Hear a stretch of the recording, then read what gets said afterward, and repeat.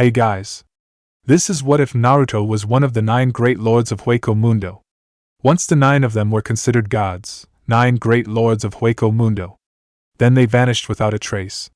Reality became legend, legend became myth, and even their names were lost to history. Then Aizen had to go and awaken the strongest of them. Hit like and subscribe if you like this one, and also please check the author in the description. Let's start. We are paid, that's all. We are God.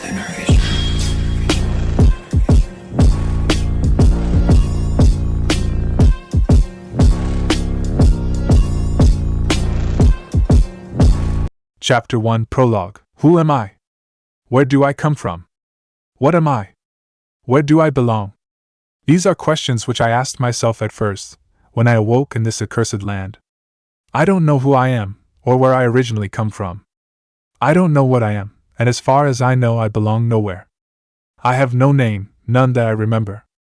As to how old I am, well, when the years turn to decades, centuries, even millennia, one eventually stops counting. All I know is that first I had the visage of an animal, a long sinewy creature with skin of hardened white carapace, and 9 flowing tails followed me wherever I went like a shroud. I was smaller than most creatures, and at first I thought of it as a weakness. It was not until I made my first kill that I realized that size mattered very little in this world, and I have killed many more since then. Over time my body began to change, and over a course of hundreds of years I slowly changed from a 4-legged creature to a 2-legged bipedal form. By my 1500th year I had become what my subconscious saw me as, what I most likely looked like when I was human. Over these long years I slowly realized that not only was my body evolving but my intelligence as well. I began to remember things and commit them to memory. I quickly realized that I was not like the others around me. For one, I didn't seem to follow their evolutionary cycle. I didn't need to merge with hundreds of hollows to become what was known as a Jillian. Even the higher levels didn't look anything like me, for although they took on more human appearances it couldn't hold a candle to me. It was not until many years later that I realized that I had become the first true Vasta Lord level Minos Grande. Over time I found others just like me, stronger than the rest, who had gained almost completely human visages. We traveled together for a time before separating, carving out 9 vast territories in this world to call our own.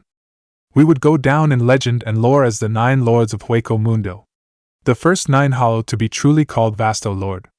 There had been none before and none nearly as powerful since. We were the mothers and fathers of the final evolutionary hurdle, brothers and sisters who transcended life and death. We became monsters with a conscience, monsters that reclaimed their souls as well as our bodies and intelligence. I even remembered my own name. It was Naruto, Naruto Uzumaki. I was the first to remember my name, but I would not be the last. The others slowly began to remember their identities, and over time we became something more than those around us. We became Vasto Lord. We became the 9 lords of Hueco Mundo. Gaara, the Ichibi no Shikaku, Yuto, the Nibi no Nikomata, Yagura, the Sanbai no Kaide game, Yoshi, the Yambi no Saru, Rin, the Gobi no Ukami, Yudikate, the Rokubi no Namakuji, Fu, the Nanabai no Kabatumishi, Kirabi, the Hachibi no Kyogyo, and me, Naruto, the Kyubi no Yoko. Our reign lasted for millennia, and then something happened. It began as a rumor that one of our siblings, the 5th Lord, Rin, had vanished from her territory. Then news slowly reached my wizened ears that the others had suffered a similar fate. One by one I lost contact with my siblings until I knew I was all that remained, and that I was next. I still remember that day. The day I met the ones who had driven a wedge into our combined domains. He called himself the King of the Soul Society, Spirit King, and his 13 warriors, the first captains of the Shinigami court. They introduced themselves as such. I had heard of the term Shinigami before, but I had never met ones of such raw spiritual pressure. I learned that they were the ones who hunted down my comrades, to eliminate us as a threat to both them and the worlds they watched over. With that they struck, but I was not defenseless. The battle lasted for days, destroyed my fortress and massacred the majority of my subordinates. In return I had personally killed 6 of his captains and engaged him. Our battle had been a battle of gods, one that scarred the very earth and turned the surrounding landscape into wastelands. The eternal desert of Hueco Mundo came into existence through this conflict. He won by doing what he had done to my comrades, by whittling down my strength and sealing me away, under the ruins of my fortress for all eternity. Centuries passed, and while my body had been sealed, my soul was still able to see the goings-on of Hueco Mundo. The 9 lords became stories of legend, then myth, and it was many centuries before something interesting happened again. Shinigami had entered my fortress, now a ruin, and defeated the one who had called it home, some young pup named Baragon, supposed god-king of Hueco Mundo. God of Hollows, preserve me. How far our race has fallen if that skeletal fool is one of the strongest. The Shinigami returned my fortress to its former glory and gathered an army, with his goal being all-out war with the Soul Society, and to take the Spirit King's place. If only he knew I was down here, I might have helped him, but he seemed a little off for my tastes. He gathered 10 of the strongest Minos he could find and through some unnatural alchemy turned them into something not hollow nor Shinigami. Arankar, yes, that was what he called them. Arankar, Espada. I didn't know how it happened. Maybe it was just the age of time whittling away the effectiveness of the seal I was trapped in, or perhaps it was the presences of so many powerful beings that weakened my prison.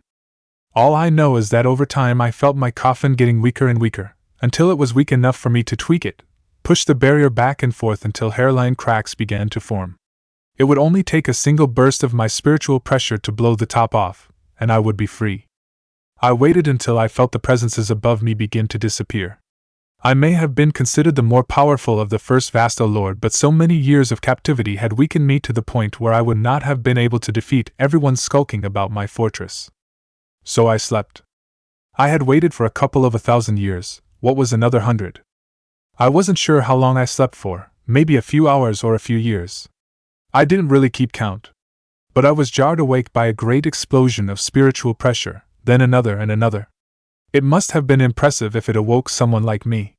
There was a battle taking place above, and it looked like it was winding down. I reached out with a withered hand, pressing it against the cool surface of my coffin. The seal had corroded to the point where the slightest blast of energy would have shattered it.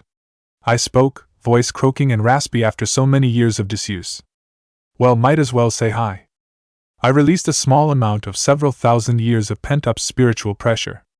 Maybe a little too much, but it did the trick. Byakuya Kuchiki had felt many powerful spiritual pressures in his lifetime. As a captain of the Gotaija Zantai, he had been called upon to deal with many a powerful hollow, and just recently he had been selected as part of an infiltration group to find and aid the substitute Shinigami and his allies when they haphazardly entered Hueco Mundo against their advice. He was the head of the prestigious Kuchiki family, captain of the 6th Shinigami Court Guard Division and considered one of the strongest and most experienced captains of the next generation, yet in all of his years as a Shinigami captain he had never felt a spiritual pressure this huge, not even the Zero Espada who stood before him in his released form, not the battle-loving captain of the 11th Division nor the clearly mad scientist captain of the 12th, were nearly as powerful. The ground several dozen meters behind them bulged and exploded, throwing sand and rock high into the air, allowing a powerful blade of crimson spiritual pressure to break through and pierce the air with an almost suffocating aura. It reached so high that it pierced through the ceiling of the Fortress of Las Noches, an impressive feat considering the incredible size of this place and the height of its roof. The battle between Shinigami and Arankar came to a sudden halt as the 3 combatants turned to watch the spectacle in both wonder and terror. Byakuya Kuchiki wasn't familiar with this powerful Ryetsu, but knew at an almost instinctive level that it spelt more bad news for the infiltration team of Shinigami captains. A figure stepped through the crimson energy as simply as a man would step through mist or fog, hand making a simple horizontal cutting gesture that dispelled the spiritual pressure surrounding him. He was clothed in rags which might have once been considered clothing, but he could not discern their original color as they were covered in dirt and filth. He took the guise of an old man, face wrinkled and tanned from extreme age. Hair, turned white from age, stringy and unkempt as it fell all the way down to the small of his back. Exposed skin marred with liver spots, and form as thin as a rake, ribs pulling his skin taut and wiry arms and legs. He was literally nothing more than skin and bones. The eyes were the only thing that did not look decrepit, a brilliant blue which showed an abundance of life and intelligence behind them. He looked around and took a deep breath, before breaking into a mass of sputtering, hacking and coughing. He spoke after he regained control, voice raspy and croaking from what seemed like lack of use. I suppose I have to fix this, shouldn't I?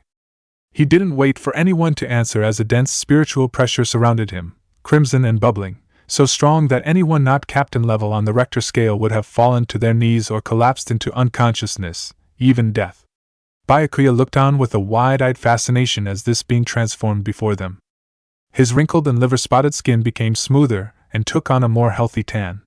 As he de-aged right in front of them, Byakuya noticed whisker marks on the man's face, 3 on each cheek. He watched as muscles started to bulge across his body before it was overtaken by cloth as the rag seemed to recover into actual clothing. A white shirt and pants, black knee-high boots, and a white overcoat lined with black. His white hair bleached from white to a vibrant gold, before being cut from the flick of his right wrist. A mass of blonde locks fell to the desert sands as that which remained seemed to spike naturally. What stood before them as the spiritual pressure receded was not an old man of skin and bones, but a young man in his early to mid-20s, handsome and powerful with a broad grin of white teeth. When he spoke, his voice was not croaking and raspy, but gravelly and cheerful. "Ah, that's better." The 3 Shinigami captains and 1 Espada blinked as they looked at this creature as he himself began to look around, a look of awe on his features as he checked out the huge fissure running along the ceiling of the grand fortress. A reminder of the colossal battle which took place between Ichigo Kurosaki and the 4th Espada, and then he looked around at the ruins of the once grand Las Noches. Wow, someone's really been redecorating this place. Must have gone insane from all these neutral colors. I mean, really, white, did the decorator have an off day or something? He looked down at his clothes before making a distasteful face. Where is the life in these things? Where is the color and vibrancy? Byakuya blinked at the new arrival's rant before looking at the expressions of his fellow captains. It was what he had expected. The captain of the 12th Division looked at this man with a mixture of awe and clinical fascination, not surprising considering Mayuri Kuratsuchi was a scientist right down to his rotten core. The captain of the 11th Division looked at the new arrival with a manic grin. Obviously, Zaraki Kenpachi wished more than anything else to fight this mysterious newcomer. Surprisingly, it wasn't him who spoke first. It was the Zero Espada, Yami Largo. The giant monstrosity roared angrily at this 4th opponent, making the blonde turn around and look at the Arankar with narrowed eyes, almost giving the impression his eyes were slanted. He didn't look very intimidated, Kichiki realized, more like questioning. "Who the hell do you think you are?" The giant roared as he neared closer to the blonde stranger, 3 original opponents forgotten. "Waltzing in here like you own the place? You must have a death wish." "Who the hell do I think I am?" the newcomer asked with a broad grin, even as the most powerful of the Espada reared back his huge fist for a blow which would have probably leveled an entire building, or a block of buildings. "Why, I'm Naruto Uzumaki, and I waltzed in here like I owned the place because..." The fist came down with a thunderous crash, throwing up tons of sand and debris as it made contact with its target. It took some time for the dust to finally settle, but when it did, the blonde stood, unmoving and unhurt, hand raised in a palm which seemed to stop the multiple times larger fist of the released Espada like it was child's play. "Because," he continued, smile still in place but without even a trace of mirth, "I waltzed into this place because I own this place." He vanished in a blur of motion, completely disappearing from Byakuya's senses. Then he reappeared right in front of the Zero Espada, hand reached out as if to flick the story-tall giant's forehead. Which he did, sending Yami skidding back by several dozen meters before falling on his spiked back, flattening the remains of what must have once been a cylindrical pylon. The blonde landed in a crouch, azure eyes glaring at the fallen giant with an intensity Byakuya could feel from his place. Then they settled on him and he froze, feeling a mass of killing intent which would have killed most humans. Now then, not to sound cliché, but... He stood, spread his hands and looked to the broken roof of Hueco Mindo. "After 3,000 years I live again." Chapter 2, Think of me as the talking heir. Think of me as the talking heir. Mayuri Kuratsuchi, captain of the 12th Division. Kenpachi Zaraki, captain of 11th Division. Byakuya Kichiki, captain of 6th Division. All 3 men were some of the most powerful Shinigami the Gotaija Zantai had seen in several generations. Captain Kuratsuchi was one of the most intelligent Shinigami to hold the position, barring his predecessor, and creator of the infamous Shinigami Research and Development Institute, Kisuke Urahara. Kenpachi Zaraki was one of the deadliest Shinigami the Soul Society had ever seen, killing his predecessor even without achieving Shurikai or Bankai. He wasn't even able to speak with his Zanpakuto, and yet he was one of the most feared men in history. Byakuya Kichiki was one of the finest swordsmen to come from the 4 noble houses, who were already well known for their capacity to produce excellent Shinigami, handed down the position of captain when his grandfather, Jinrei Kichiki, knew he was ready and retired. All three men were some of best and most deadly of their generation. They had seen much in their century as captains of the 13 Shinigami court guard divisions and were not easily intimidated or surprised. But it appeared these last few years had been nothing but one surprise after another. First, a human who gained Shinigami powers was able to not only break into the Soul Society but defeat Captain-class Shinigami and rescue his target. Then Sosuke Aizen, a respected fellow captain of the Shinigami court guard, not only betrayed the Shinigami but fell in league with their deadliest foes, the Hollows, to gain his objectives. He took 2 other captains with him when he defected, which was another surprise. Now these 3 captains had just gained their 4th great surprise. A single man appeared before them and not only stood up to the most powerful of Aizen's creations, but sent him flying with a simple poke of his finger. They didn't recognize either him or his spiritual pressure, but it was powerful, terrifyingly powerful. Now the 3 captains simply looked on with a mixture of bafflement and fascination as this strange man hopped up and down, rolling his shoulders and cranking his neck, almost as if he was exercising before a major workout. His expressive azure eyes were glinting with anticipation, and the toothy grin he wore didn't waver as the Zero Espada groggily rose, shaking his head as blood trickled down his face. Another surprise, that poke had enough power behind it to puncture the hierro, the armored skin of a released Aaronkar, an Espada at that. "Hey, buddy boy." Yami froze and glanced back to see the blonde-haired stranger sitting idly on his shoulder. His head quickly looked back and forth from the place where his opponent once stood to the place where he now sat. The image standing on the sands just seemed to dissolve into the very air. He moved so fast that he left an afterimage behind. "What were you looking at?" Only the Septima Espada, Zamari Ruros, was able to move at such advanced speeds. Yami turned to glare at the idle blonde, but instead blinked when he saw the man pointing at his nose, that same toothy grin still in place. Bang! A Ciro exploded from his fingertip, a simple ball of crimson energy which exploded into a concentrated beam of deadly spiritual pressure. The blast slammed into the Zero Espada's nose and a snap of crushed bone and cartilage echoed through the broken fortress. Yami roared in anguish before falling back to the desert sands, blood splattering from his recently broken nose. The blonde form dissolved into the air as the Zero Espada hit the ground with such force that a small-scale earthquake shook the fortress. Loose Sekiseki rock fell away from half-demolished structures. There was almost a full minute of silence before those assembled knew that the Espada wasn't going to be getting back up anytime soon. The captains were immediately on alert, searching the dunes for any sign of the newest warrior. They found him standing a scant few meters behind them, bowing theatrically, head downturned and blonde bangs covering his upper face. That grin was still in place, but with what was witnessed it had a more vicious aura about it.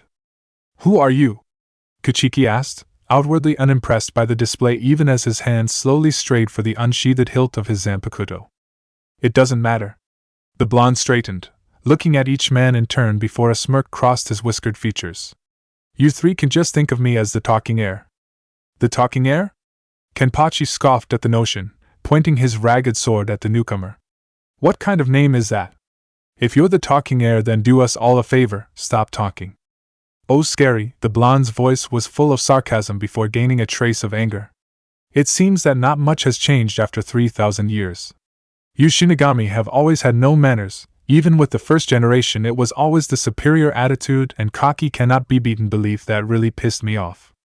He began slowly walking towards them, hands in his pant pockets and posture giving off an air of non-interest, but with every step he took the air got thicker and thicker. His eyes were like twin dead pits of blue as he calmly watched them, and once he was within 10 paces he spoke, voice commanding. "What are you doing in my domain?" The spiritual pressure was so dense it was almost palpable, yet the captains simply looked on. Finally one of them replied. It was Kuratsuchi, hopping down from his perch. "What do you mean your domain?" The blonde grinned, but it was maniacal and full of malice. "Exactly what I meant, all that you see here is mine. From the eternal desert to the underground forest to the fortress itself is my domain, my territory.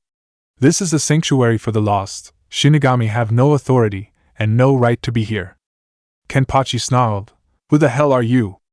"You're obviously not one of Aizen's little pets," Mayuri added, completely ignoring the 11th Division captain's murderous glare.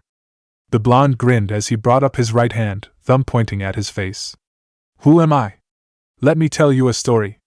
3,000 years ago, the first generation of Shinigami captains came to this land.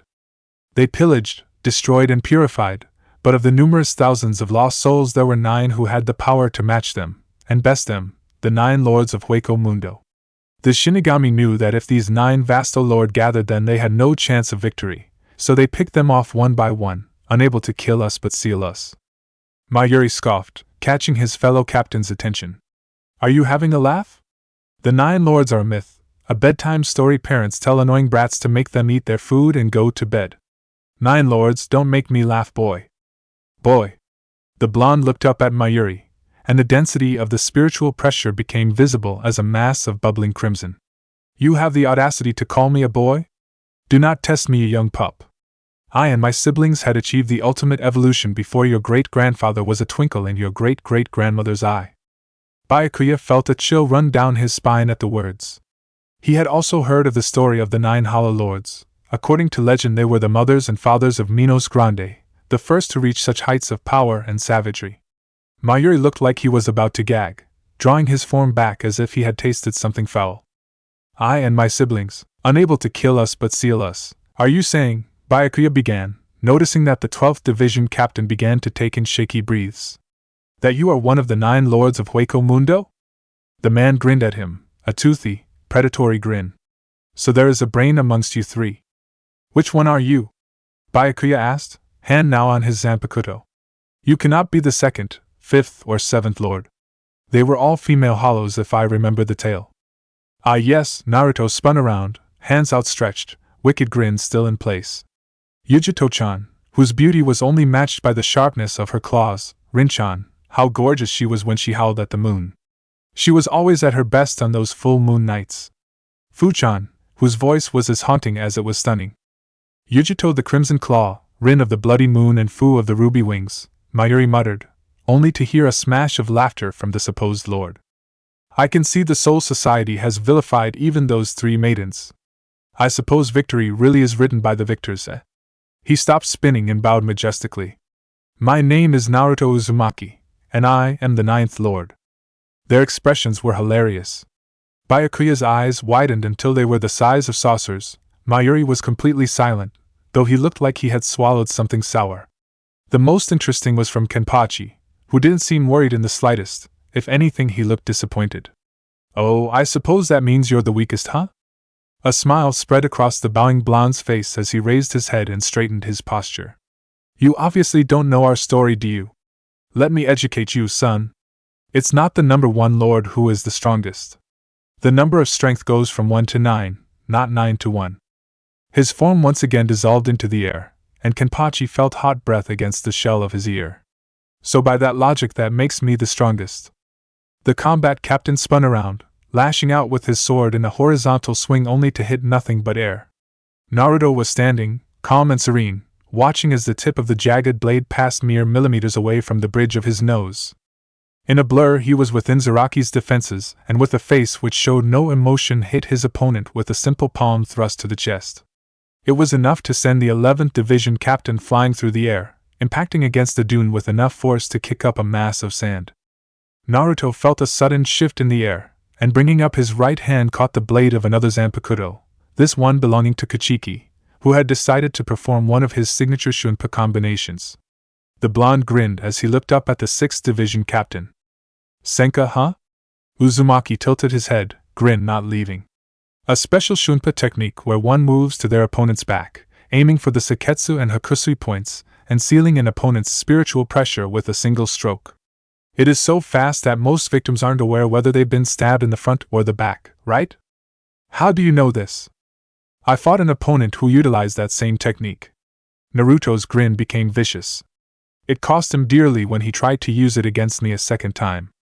In the blink of an eye, Byakuya was flying, smashing into the ground hard and skidding to a halt. The supposed lord of Hueco Mundo stood impassive, right leg held up as if imitating a high kick. He took a deep breath and brought the leg down again, smirk returning. I remember captains being tougher than this. He spun as a trident-like weapon with 3 serpentine blades passed by him. In a single fluent motion he continued his spin, bringing him across and behind the 3rd and final captain as he continued to lunge on his own momentum. Mayuri's eyes kept the blonde within sight before he too was felled by an open palm strike to his back. He was literally thrown off his feet, limbs flailing, hitting the ground several meters away and skidding several more to a stop. Humph, young pups, Naruto scowled as he looked at his hand, curling it up into a fist as he flexed his muscles. There was a satisfying creak.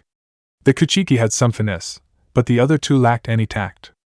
Suddenly the dune where he sent the first captain exploded in a mass of released spiritual pressure, so much that it made the ninth lord look up and take notice. The spiritual pressure, visible as a mass of yellow, suddenly made the blonde grin, and the maniacal, loud, howling laughter was like music to his ears. No tact, but a lot of energy to burn. Naruto grinned ferociously as he watched Kenpachi Zaraki. Looks like I judged a little too soon. This is more like a captain. Bankai. Naruto looked around in time to see a massive creature rise up from the desert sands. It reminded him of a caterpillar, except for the golden, bulbous head which looked an awful lot like a baby, with eyes without pupils or sclera, just dead whites, and purple marking which looked like unshed tears under its eyes. A red cape was tied around its neck. A halo hovered over its head, and he heard a ringing of bells somewhere on its huge, terrifying visage. The voice of the 12th Division captain echoed through the huge fortress. Kanjiki Ashisoji Jizo. Yes, Naruto's already ferocious grin warped into something monstrous. Yes, this is more like a captain. For the longest time she had slept through this hell, this nothing. Her last memory of freedom was flying and fighting before she was soundly defeated.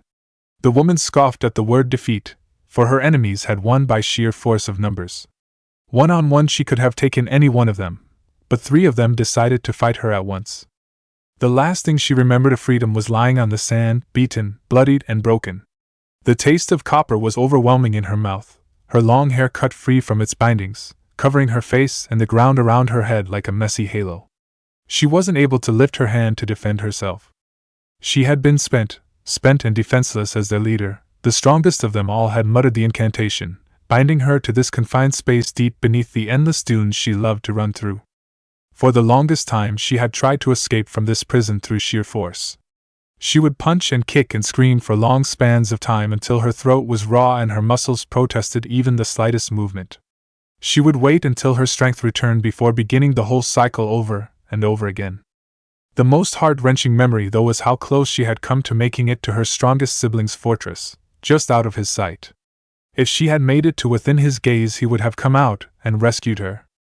The relationship between the two of them was a complicated one, as could be the same for the relationship between the group of individuals which were the 9 lords. Together the two of them could have made a better fight of it. She knew that when he was finally defeated that he had hurt the enemy far more than she did, and even during those years where she fought her imprisonment in vain, that one fact gave her satisfaction. Eventually she just stopped trying, and decided to sleep the millennia away until either she died or the seal failed. Time slipped past. She didn't know how much. Then she felt an unbridled power, and besides her body's protests she managed a weak smile. The 9th Lord, her eldest and most powerful brother, had finally broken free from his cage in tremendous fashion, and as usual he had overdone it. She felt his power flow across the desert sands like a tsunami, and that feeling gave her hope which she had lost many eons ago. Then a powerful wave of his power swept across her seal, and she saw hairline cracks appearing before her. She looked at them for an eternity before a smile slowly spread across wrinkled flesh. The seal had been damaged by her sibling's release, and perhaps with just the right amount of pressure she could. She gathered her spiritual pressure, a great well of power which had not been used in millennia, but slowly built up until it was bursting at the seams. 3,000 years of power was at her fingertips, begging for a release. She took a deep breath and released. A blade of bubbling azure spiritual pressure exploded from the largest sand dune for countless kilometers around, sliding up and piercing the cloudless sky like a blade. Hollows all around felt the sudden power and fled in a panic. She stood wobbling in the center of the sand dune, which had been crushed and turned into a crater beneath her shriveled feet. The old woman, dressed in rags with long scraggly hair pooling onto the sand, looked around, took a deep breath and released her spiritual pressure to its fullest. Her appearance changed. The long scraggly white hair immediately became healthy, turning light blonde before being cut by a simple flick of her wrist. What remained was a mane of wild straw blonde hair which fell down to her lower back. Another flick of the wrist, and the delicate strands tied across each other into a braid. Her skin changed from flaccid wrinkles to pale, unblemished, and toned skin. The rags just giving her modesty changed to white and black clothes, pants, a high-collared jacket and mesh-armored shirt, which showed an impressive bust and hourglass figure. She stretched, emitting a feline purr of satisfaction as she felt every muscle protest and bones pop to the movement after several thousand years of misuse. That done, she looked in the direction of the spiritual pressure, and with a smile took off in that direction. After 3,000 years of imprisonment, Yujitoni was free. Dusting his hands off with an audible sigh, Naruto looked over the partially destroyed landscape, and at the two panting captains standing before him. Kenpachi Zaraki was taking in huge gulps of air, but he was still grinning like a madman and was still holding onto his sword. Mayuri Kuratsuchi was doubling over in pain, left arm blown away up to the shoulder and blood pooling onto the pale sand. His bankai was still active, and was even now disgorging a mass of strange-colored mist from its mouth. The mad scientist grit his teeth as he fought through the pain, and with a snap of his wrist sent Kanjiki Ashisoji Jizo on a collision course, smashing through the sands with its mouth open and disgorging even more poisonous gases. Naruto tilted his head to the side, pondering, before shrugging his shoulders and straightening his right hand. He brought his hand up in a vertical slashing motion, as if the limb were a broadsword which he was wielding. A blade of condensed crimson lashed out across the landscape, cutting Kanjiki Ashisoji Jizo perfectly in half in a mass of flying blood and ripped-apart cartilage. The blade didn't stop with the bank either, but continued on towards the two captains hiding behind it. Kenpachi saw it coming and dodged to the side, but Mayuri wasn't as lucky. He was barely able to move to his right before the blade sliced off another chunk of flesh from his hip all the way up to the muscles between his shoulder and neck.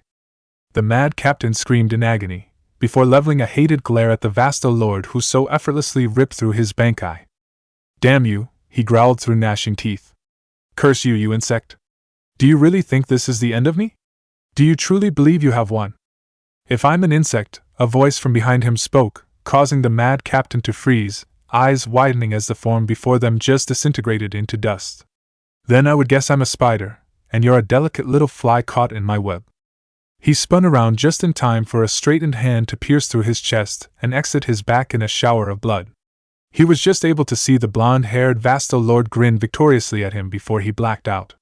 With no effort he snapped his arm, sending the now limp body colliding hard with the ground. "Come to my web," said the spider to the fly. Naruto didn't give the prone body another look. Instead he set his sights on the second captain who had challenged him. Kenpachi was grinning in an insane manner which would match his own wicked grin, and his unsheathed sword was leaning against his broad right shoulder. "Aren't you going to run?" Naruto asked wryly with a raised brow. "Nah," the captain replied nonchalantly with a shrug of his shoulders. "But you could if you want to, don't let me stop you." Naruto should have taken that as an offense, but instead his grin widened until it stretched from ear to ear. "You are definitely my favorite brand of person to fight, a shitload of energy, and not even remotely afraid of death." His grin was mirrored by the towering man, Death, who gives a shit about death. "I'm in heaven right now, my own personal nirvana. I've finally met someone worthy of fighting." His spiritual pressure exploded then, a mass of yellow flames that seemed to sap all light from the surrounding sky. Naruto looked up with a feral grin as this man's spiritual pressure gave birth to the form of a screaming human skull. "I'm honored, but why don't you release your shurikai, or better yet your bankai, and then we can really get this party rolling." "Shurikai, bankai?" Zaraki asked before throwing his head back and laughed hard. "I would love to, sadly my sword isn't very talkative, don't even know the bastard's name." "Damn man, that really blows," the blonde replied. "All of this power without even knowing the name of your sword. Why don't you go away, learn your sword's name and then come back and face me? I would even clear my schedule for such a confrontation. Nah, I ain't the type of guy to just back down and run away, not when there's such a strong guy to kill." As if to amplify his statement, he lashed out with his sword and a tide of spiritual pressure exploded from the blade, heading straight towards his foe. Naruto watched the blade of energy closing in without batting an eye, and with a simple swipe of his hand deflected it. The yellow blade of energy hit and exploded against a large dune, sending sand flying. Naruto muttered as he shook his hand. "That actually stung a little. I like you, man, I really like you, and as a gift for actually making me feel a little pain, I will face you on even terms. He reached out with his right hand, and a sheathed katana came into being, almost as if it was born from the air itself, and what a beautiful weapon it was. The hilt and sheath were covered in crisscross black and crimson cloth, two strands flailing in the wind. The hilt was shaped like a curved shuriken, and the blade radiated power. He gripped the weapon with both hands, one on the hilt while the other was on the sheath, and slowly drew the weapon with a scrape of metal. The blade seemed to be made of liquid silver, shining magnificently in the daylight. Zaraki laughed with barely contained glee. The weapon had its own power, seemingly doubling his opponent's spiritual pressure just by being unsheathed. It was beautiful. It was magnificent. It was completely and utterly ruthless. Bubbling crimson spiritual pressure slid along the Vasto Lord's form and his sword, and when the creature opened his eyes they had gone from brilliant azure to bloody crimson, slit pupils, and even the whites of his eyes bled black. He spoke, voice a guttural growl which held nothing but utter bloodthirsty joy and mirth. You ready? Kenpachi Zaraki grinned like a madman, gripping his nameless Zanpakuto in a two-handed grip, mirrored perfectly by his opponent's. Yellow and crimson spiritual pressures were already pushing against each other, draining the surrounding area of all light and life, a true battle between titans. Oh yes. They walked a few steps, and then increased their pace to a jog, then a run.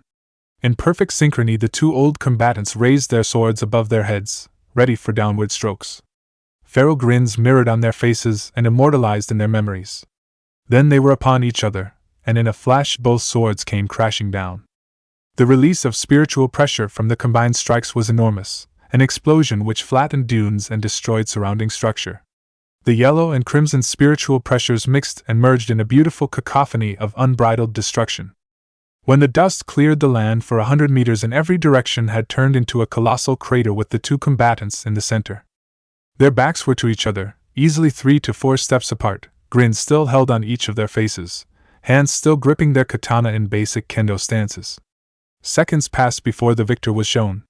Kenpachi Zaraki, captain of the 11th Shinigami Court Guard Division, fell to his knees, a diagonal slash carved along his chest.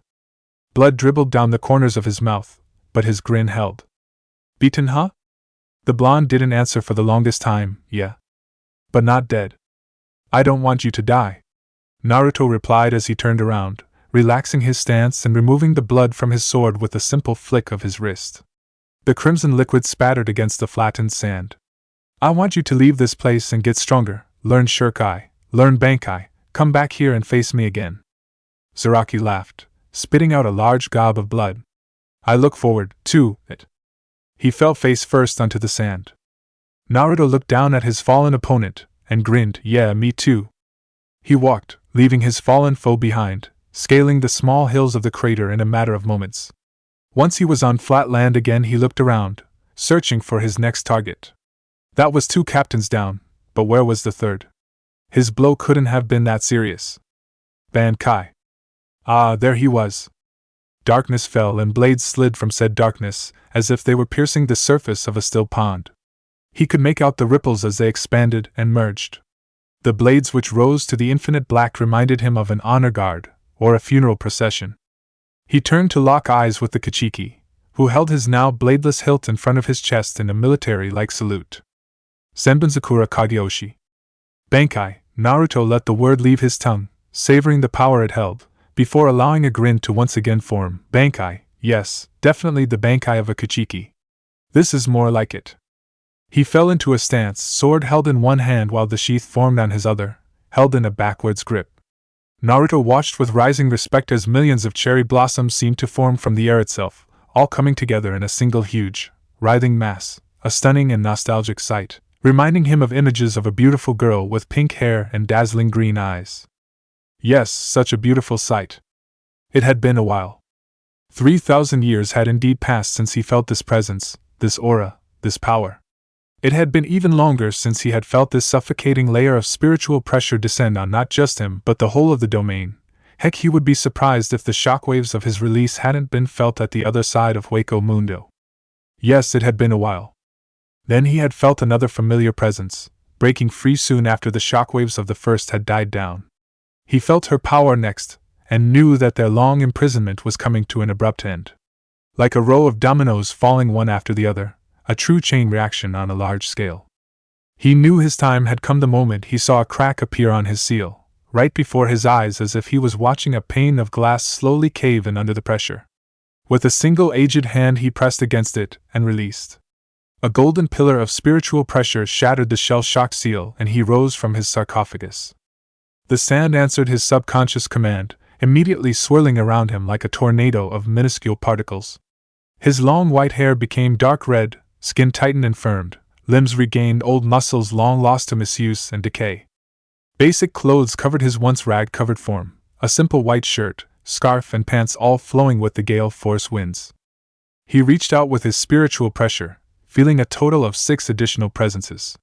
One was unmistakably his sister, racing towards the epicenter. The other 5 were all clumped together in the direction of the old fortress. 3 were Shinigami, low to mid-captain level, another felt strange, like a mixture of Shinigami and hollow, and the final one felt like a hollow, definitely his brother by the way he kept his spiritual pressure contained. He always held back against the enemy. The Lord took a deep breath and allowed the tornado to subside. Gaara opened his eyes and looked over the desert sands of Hueco Mundo before taking off in a blur of motion so fast dust rose from where he treaded. He felt his sister already on the move, well ahead of him in her traveling to the source of the disturbance which had freed them. Only one person was so powerful that he could accidentally undo ancient seals. Naruto was up and about, and was in the middle of a brawl. The strange Bastardi's presence was already dormant, meaning he had been beaten into unconsciousness, and while he was running he felt one of the Shinigami fall dormant as well. The 9th Lord had already incapacitated 2 of his 4 opponents. There was defeating an enemy, and then there was just showing off. Maybe if he increased his speed he could make it before his brother destroyed everything. That was doubtful though. His sister had a good head start, too good for him to beat. Once she got there the 2 of them would completely annihilate whoever the enemy was. His memories of the time when he was sealed were sketchy. All he recalled was facing a small group of men wearing black Shihakusho uniforms with katana strapped to their sides. He had attempted to fight but was surprised and quickly surrounded. All he remembered was pain and agony as his strength was sealed, then he was left there, seeing all around him fall into anarchy while he was unable to stop it. Hueco Mundo went to the dogs the moment their guiding hands were removed. Their last few children had slowly died off one after the other, leaving behind mindless hollows who went as they pleased. In time it seemed that the evolutionary chain would slowly create replacements, but that never happened. That would soon change. But first he needed to expel the Shinigami from this place, and as he felt the second Shinigami presence go dark he knew the action would be over before he arrived. By how quickly his brother was knocking around his opponents he considered it might be over even before his sister arrived. Or maybe not, the last one felt strong. Gaara smiled. It was a good day to be free, a very good day. Chapter 3, Flaming Cherry Blossoms. His speed was phenomenal. The mass of pink blossoms would rise up like a great maw, ready to devour this human form hollow within its bladed depths. Byakuya Kachiki, captain of the 6th Company, stood in the center of a tattered hurricane of cherry blossoms, feet spread, body coiled, white scarf billowing in the wind, and hands outstretched as if he were signaling his bankai where to go, where to strike, and Senbenzakura Kagyoshi followed his commands without hesitancy, flowing like a beautiful writhing cloud of death. The 9th Lord watched this display as he moved faster than the eye could detect, faster than anything Hueco Mundo had ever seen in millennia. Every time it looked like the swarm of pink petals were about to envelope him he would vanish from their grasp and reappear a safe distance away, feet not once touching the ground since the battle began. He was a wraith, a phantom, a ghost in the eternally dark skies. He was too fast for this bankai to catch, even with every elaborate trap the Kachiki pulled from his impressive arsenal. Every trap was quickly and efficiently evaded. Yet every time the Lord attempted to strike, the cherry blossoms would retreat and rise in defense of their wielder, creating an impenetrable wall which cut any who attempted to break through. It reminded Naruto of his fellow sibling Gaara's ultimate defense of sand, except instead of this defense piercing or crushing the attacker it sliced almost microscopic cuts into the skin, and if one was caught and swallowed by this bankai then there was no chance of coming out of it unscathed. He reappeared 20 meters above the ground, ducking a scythe-shaped mass of petals, sidestepping another, and then disappearing in another sonito when the real cloud of danger presented itself. He blurred above it, outstretched hand already firing a mid-level Zero into the crimson swarm. They scattered like a shoal of fish would a predator, reforming and coming at him again. Naruto blurred, climbing another 20 feet in less than a millisecond before firing a stronger Zero, watching as the outcome remained the same. This stalemate between them was becoming troublesome. He spun around, stretching his hand out to fire yet another Zero at the wielder, watching as the mass of cherry blossoms representing Senbenzakura Kagyoshi rose up in defense of their master. Naruto tilted his head, grinning slightly as he held out his hand and allowed his sword, this time completely unsheathed, to appear on his palm. He coiled his body slightly before swinging the weapon in a wide arc, the movement creating a blade of bubbling crimson spiritual pressure to lance forth. The blade slammed into the defense, and for a moment the amassed petals seemed to almost buckle before the energy behind the attack gave out. A little more power, and he should be able to pierce it. The sakura petals surrounded and encompassed him then, using his distraction to take full advantage. They sliced through his skin and clothing like thousands of razor-sharp blades, cutting and hacking and slicing. There was an explosion of blood and gore which covered the white sands, and through it all he heard the Kichiki's voice. "You underestimated me, Uzumaki Naruto." "Oh," he replied, now 30 meters above the now startled Kichiki, hands together to keep hold of the monumental power of a Grand Ray Zero. The ultimate Zero sparked and writhed in his hands, its electric blue light so different from the usual dark crimson. Within moments he had compressed this ultimate strike into a small ball no larger than his hand before throwing it the same way one would throw a baseball. "I don't know about that." Byakuya Kichiki raised his hand and Senbenzakura Kagyoshi answered his call with impressive speed, amassing into a thick wall of 1,000 cherry-colored petals just as the fist-sized ball impacted. In that moment the energy released, but there was no sound of an explosion, just a piercing white light that sapped the darkness away. When the light finally faded, Byakuya Kichiki stood, arms held in front of him, palms of his hands charred and smoking. The writhing mass of his bankai in front of him were nothing more than a burning mass of dead black petals falling to the sands. His stony expression remained in place though, and the Ninth Lord had to give him respect for not letting his pain show. Maybe next time I should add a little more power to it," Naruto mused as the Shinigami captain made a chopping motion with his hand and the swarm of petals began their attack anew, only faster. Their sudden burst of speed surprised the hollow before he used his own blurring speed to get out of the way. "So if he uses his hands his attacks are twice as fast," Naruto muttered, reappearing 30 meters away and seeing that the blades were still coming, getting faster with each moment. If this kept up the petals would eventually get him, and he couldn't have that. He performed yet another sonito, this time using all of his speed and agility. Byakuya's eyes shifted to look behind him when he felt the hollow's spiritual pressure reappear. No warning and no trail. He simply vanished from sight and reappeared, so fast that he might as well have teleported. His sword was in his hand again, which was held in preparation for a horizontal arc. "Sorry boy, but this is the end game." The Kichiki spun around just as Naruto swung his sword, reaching out with his hand to catch the blade which left a light gash along his palm. Blood flowed from the wound, coating the blade and dripping from his hand. Naruto frowned as he looked on, confused, before he felt the spiritual pressure of his opponent double, and then triple. Quickly he jumped back, landing in a crouch, sword still in hand. Uzumaki Naruto, known as the Ninth Lord, but also the Firstborn, King of Foxes, Grand Emperor of Hollows and Keeper of Hueco Mundo. It is said that your power is capable of leveling mountains and creating devastating tsunamis, an unstoppable force and an unmovable object all in one. Azure blue met dark brown and held.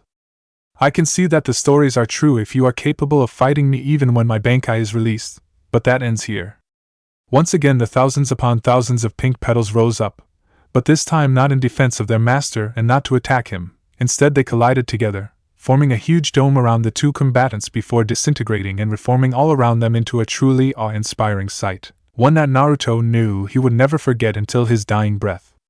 Swords, hundreds of swords, line after line of swords, creating from the innumerable mass of sakura petals came into existence, forming together to form the very dome-like object he saw at the beginning. Each sword had the basic design of a well-crafted katana, and the power emanating from each of them was truly impressive, not something to be struck with. These swords surrounded the two combatants in 4 rows, one on top of the other. For the first time in this fight the Ninth Lord wondered if he was capable of dodging them all. "Senkei Senbenzakura Kagyoshi," the Kichiki declared, reaching out with his bloodied hand in time to catch the handle of one of these blades. The pink spiritual pressure condensed before becoming an exact replica of the same sword the Shinigami used before he released his bankai, a beautifully crafted blade, simple in its craftsmanship. This is what happens to Senbenzakura when I completely change my strategy from defense to completely killing my enemy. You are the third person to ever see this stage. Naruto was now completely serious, all traces of mirth gone as he continued to stare into the Kichiki's unyielding gaze. I am honored, truly. I might really have to work to be able to dodge all of these blades. Don't worry, the Shinigami replied with a simple shake of his head. These 1,000 blades are simply your funeral procession. They will not attack you all at once. Good to hear, Naruto grinned, pointing his sword right at the waiting form of Kichiki Byakuya. Let's get started then. Both vanished in a duel of blurs, coming together in a speed too quick for the eye to make out. Sparks flew as the two blades met with a fierce velocity, bubbling crimson and calm blue battling each other for control of this space just as their two masters continued the battle. It wasn't hard to follow his spiritual pressure. Even someone completely unable to sense such things would be aware of the ominous aura which filled the air. Lost no chase had changed, was the first thing Yuto realized as she raced across the sands at almost 10 times the speed of sound. The once modest yet aesthetically pleasing fort had been replaced by a huge and gaudy dome, tall spires stabbing out as if trying to pierce the sky. She smiled thinly, knowing full well that her eldest and strongest sibling would not be pleased with such a drastic change from his ancient castle. He was never one to live in such massive creations. Naruto had always considered his fortress to be the home of himself and his chosen. At its height his home had been as large as a small settlement, but this thing was large enough to be considered a city. Then again the differences in their opinions was radical. While Naruto enjoyed a grounded place for him to live, it was a different story for Yuto. The second lord had always been a wanderer from the day she regained her mind until the day she was imprisoned in that coffin of Sekiseki rock, traveling the endless deserts of Hueco Mundo with her chosen. She hopped, skipped, and then jumped, soaring through the Rietsu thick air over the large fortress, and looking down at what she saw from her bird's-eye view. There had been quite the battle inside this fortress, such a battle that it had spilled into the outside world. The huge crevice-shaped scar running along the top of the dome was proof of this, as was the black scorch marks and wreckage. The scent of discharged spiritual pressure, both Shinigami and hollow alike, was thick in the air, almost palpable to her still recovering senses. Yuto's feline eyes looked down through the broken ceiling to see nothing but white desert sand, a few structures of Sekiseki rock scattered about, but other than that it was sand. What was the point in building such a huge structure when most of its interior was left barren? Shrugging her shoulders, the blonde was about to dive through the hole. Naruto seemed to be having a little trouble with the last Shinigami, not surprising considering the buffoon went to battle the moment he broke from his seal. Yuto had broken out of hers a few moments after him, and she guessed her power was only at around 50% of what it had been. The same could be said for her eldest brother, because she had felt him destroy opponents with twice the spiritual pressure of the one he was currently fighting. Drastically she changed her course, bringing her in a steep dive towards the opening between outside world and interior of fortress. She shot through the hole without a second thought, and came to an abrupt stop 20 meters down, surveying the area before looking up at the ceiling, frowning as she did. The landscape was a mess of cratered ground and half-destroyed structure. Dispensed spiritual pressure hung in the air like a repressive cloud, barely contained by the now breached shell of Sekiseki rock surrounding the fortress. She looked up and frowned, noticing that the interior surface of the barrier was made to look like a daytime sky in either the human world or the soul society, complete with the white wisps of clouds. Forgetting about the surrounding scenery, she submerged herself in the spiritual pressure, searching through the masses of alien presences until she found the one she was looking for, the only familiar spiritual pressure in this fortress. She was away like a shot, moving beyond the speed of sound to become nothing more than a shapeless blur as she tore through the landscape until she found her destination. What she saw was a domed object, quite large and as dark as the darkest abyss, yet she felt the clashing spiritual pressures of the Ninth Lord and the Shinigami captain battling within. With a gliding finesse she stepped on a large flat piece of debris several dozen meters away, testing its weight to make sure it was well grounded into the sand before sitting down to wait. Knowing her elder like she did, Yuto was sure he would not appreciate her intervention. He was just the kind of person who wished to fight his own battles himself and not get others involved unless it was a moment of absolute necessity.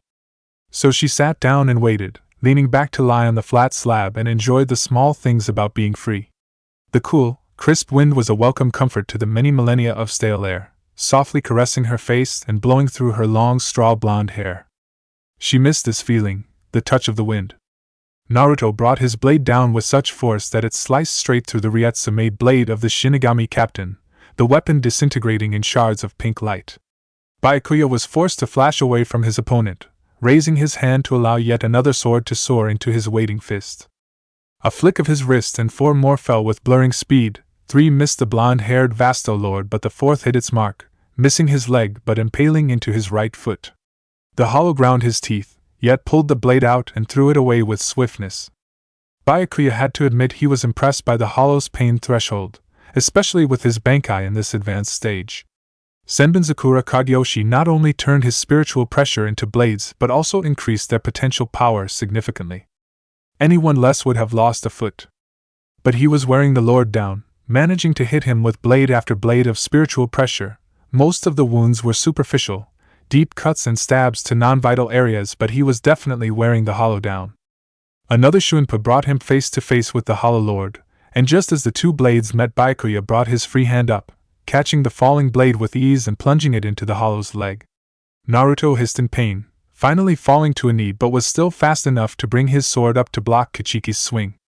He saw his chance and, forming a Siro with his free hand, slammed it into the Shinigami's torso, watching with a grim look as it shredded through clothing, skin, bone, cartilage, and organs with frightening ease. A beam of dark crimson exploded from the Shinigami's back, blasting through the dark shell and into the upper atmosphere of Las Noches. The only problem was that there was no body anymore. The Shinigami just seemed to be there one moment and gone the next. Naruto saw this coming, knowing that there was no way a Shinigami of this man's caliber would fall so easily. He knew the man was behind him, unharmed from that deadly point-blank strike, ready to pierce him. Naruto vanished from sight courtesy of a Sonito, reappearing behind the stoic captain, yet he found himself once again face to face with him. A finger was pressing against the nape of his neck, and the 9th Lord was aware of him uttering a few words. Heido 4 Byakurai. A bolt of condensed lightning pierced straight through Naruto's collarbone, exploding forth much the same way as his Siro did before. The blast pierced the eternal black walls before dissipating in Las Noches' upper atmosphere. Naruto staggered back, hacking and gasping before vanishing from sight. Byakuya's eyes widened at the empty space before falling back to their bored norm. He knew exactly where the hollow would attack from, and with the briefest of glances 5 blades came rushing down from the funeral columns surrounding them. He heard the sounds of metal piercing flesh and several grunts of pain. He turned to see the 9th Lord bent over, gasping for air as blood ran unimpeded down his frame, dousing his clothing in the crimson liquid.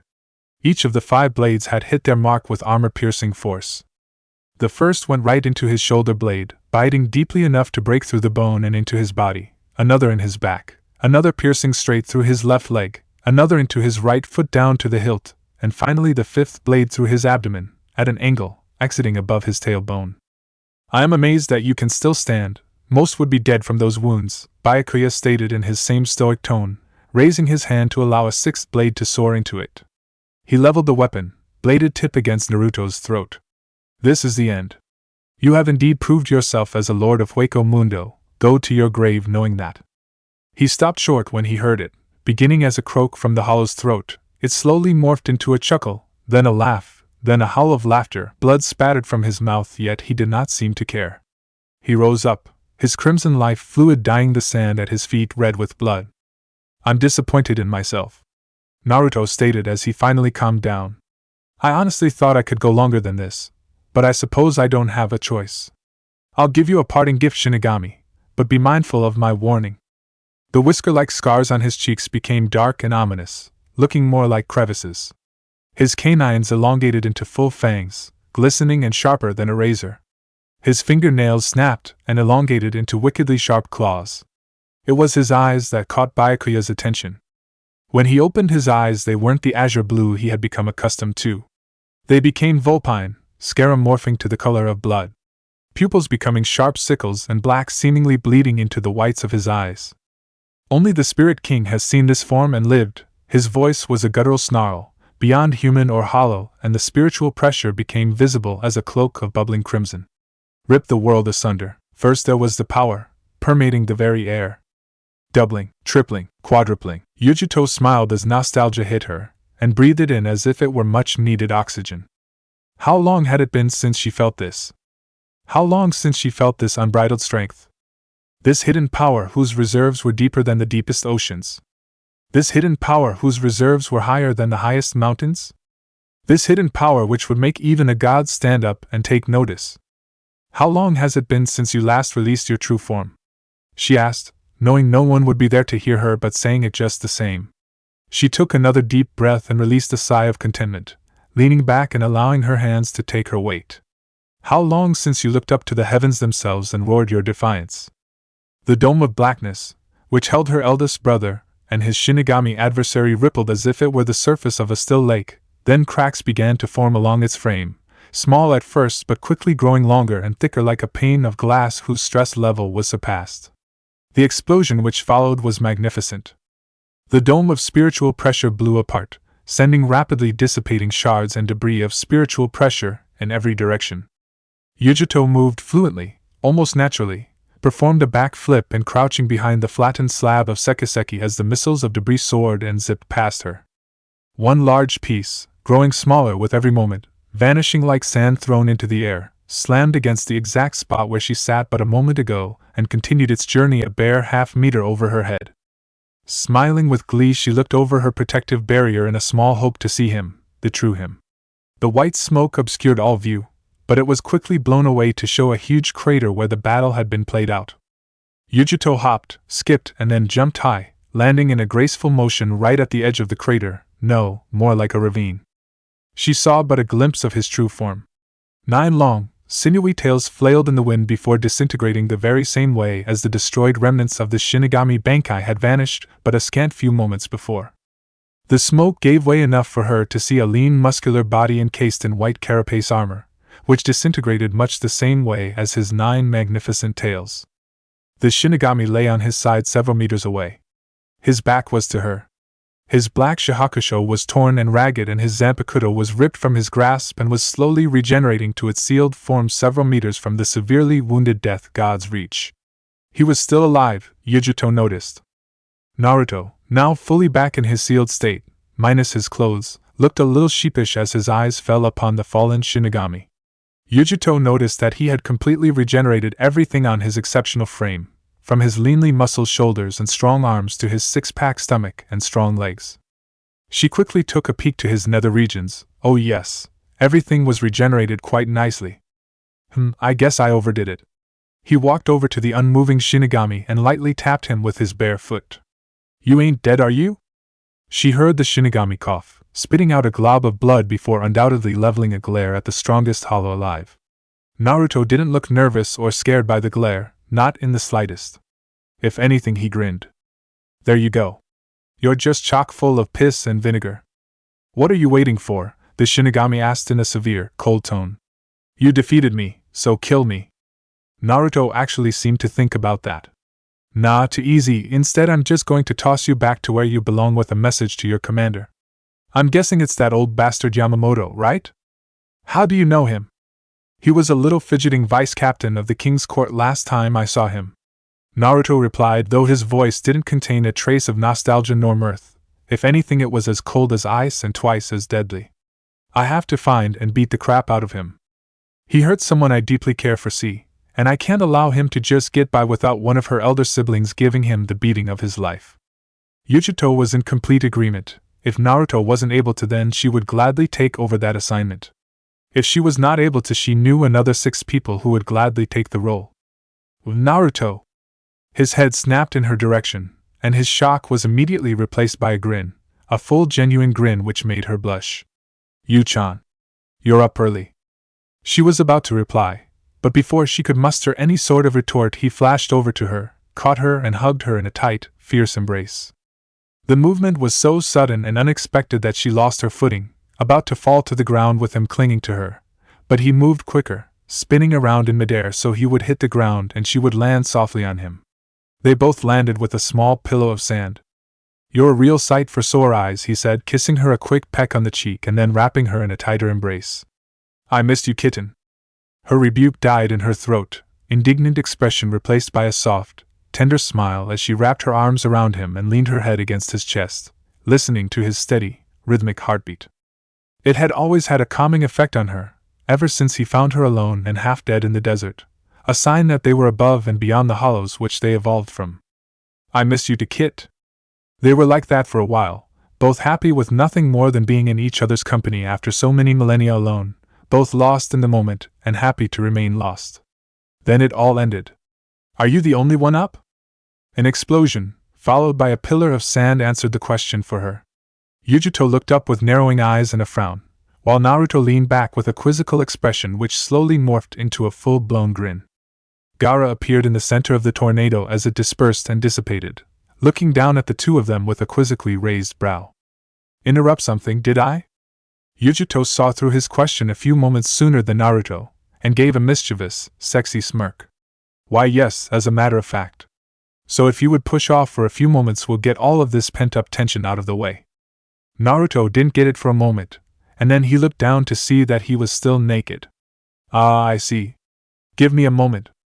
The blonde smirk turned into a slightly disappointed pout as she got off of him, maybe later. Naruto rose, giving her a look which had a definite affirmative to it before snapping his fingers. A pair of baggy dark green pants and chain-mail black shirt formed over his form, black sandals seemingly forming from the sand itself.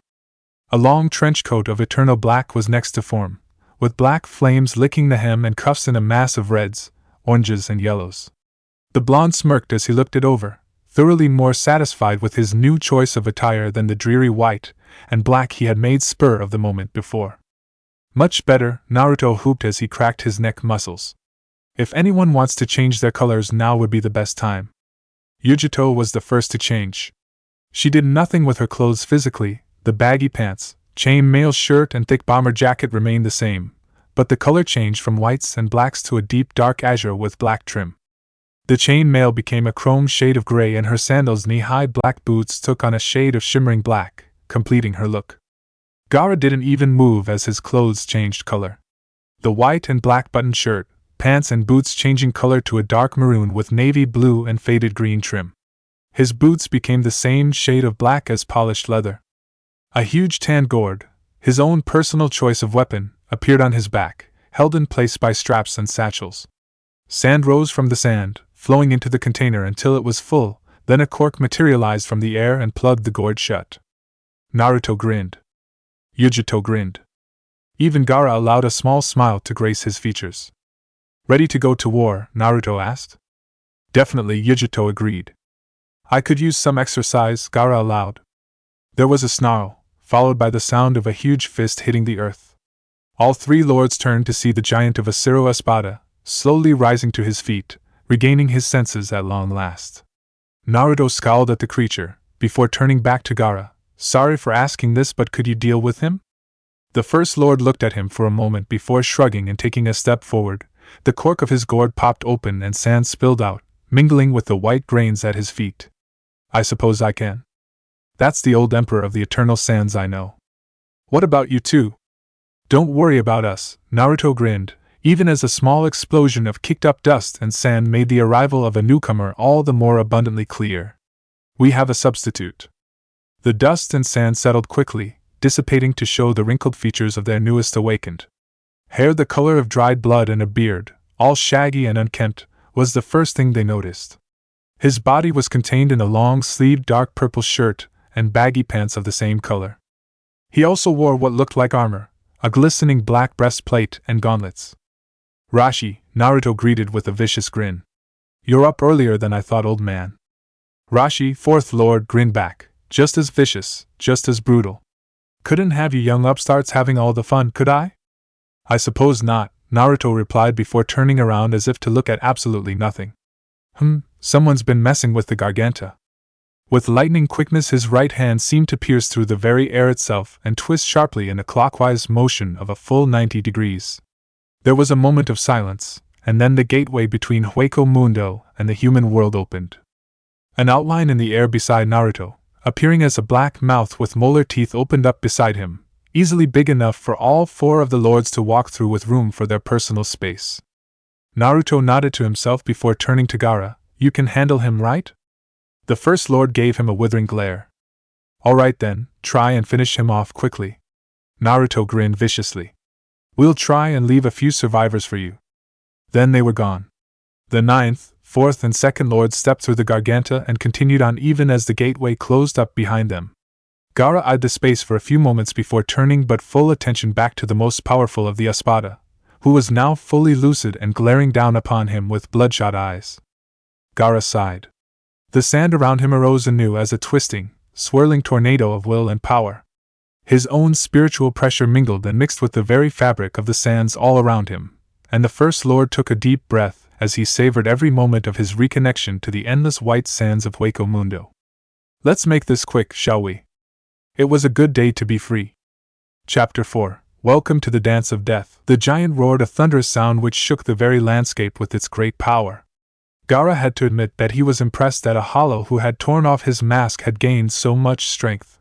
It was definitely nothing to laugh at. You're wasting your time, he sighed to himself.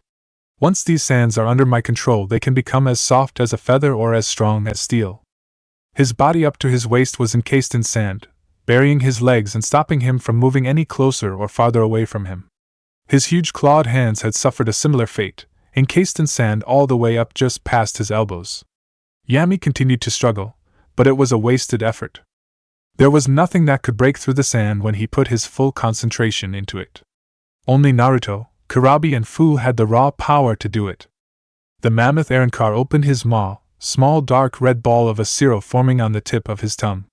He fired a powerful blast which appeared to suck the color from the area, turning it into a mass of white light.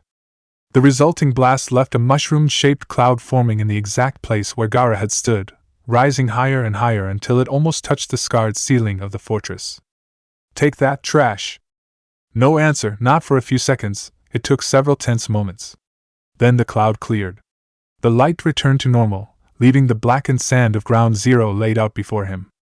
There was just one problem. Where the First Lord once stood was a sphere made out of pure blackened sand, easily large enough to fit someone of his size into. The outer layer of sand was blackened by the strike, the surface sand burned to the point where it became jagged pieces of glass. The ball opened as a flower would bloom, and sitting cross-legged on the platform was his opponent, completely unharmed and had the appearance of someone who was in a light meditation or sleep. The red-haired hollow opened his eyes, green orbs looking over the battleground right into the widened eyes of his opponent. Finished already? He asked, voice a bored drawl as he spoke. The platform of sand descended, seemingly merging with the greater desert before he stood up, dusted himself off and set a bored gaze upon the strongest of the Espada. As I have said, power means nothing here. As long as I am here, surrounded by sand, I cannot be defeated. Not even the Ninth Lord was able to defeat me on my home ground. He stretched his hands out, and the sand exploded all around him into two streams of white, flowing around him like a miniature hurricane, faster and faster until they became blurs, then faster and faster until they formed a miniature twister.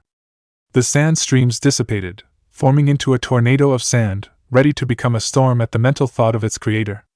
If you are finished, then I will begin. He pointed his right hand right at the Espada's face, between the eyes. You probably won't survive this. Yami just starred, eyes widened and filled with an emotion he had not known for a long time. What was it? Anxiety, dread, fear. Yes, it was fear.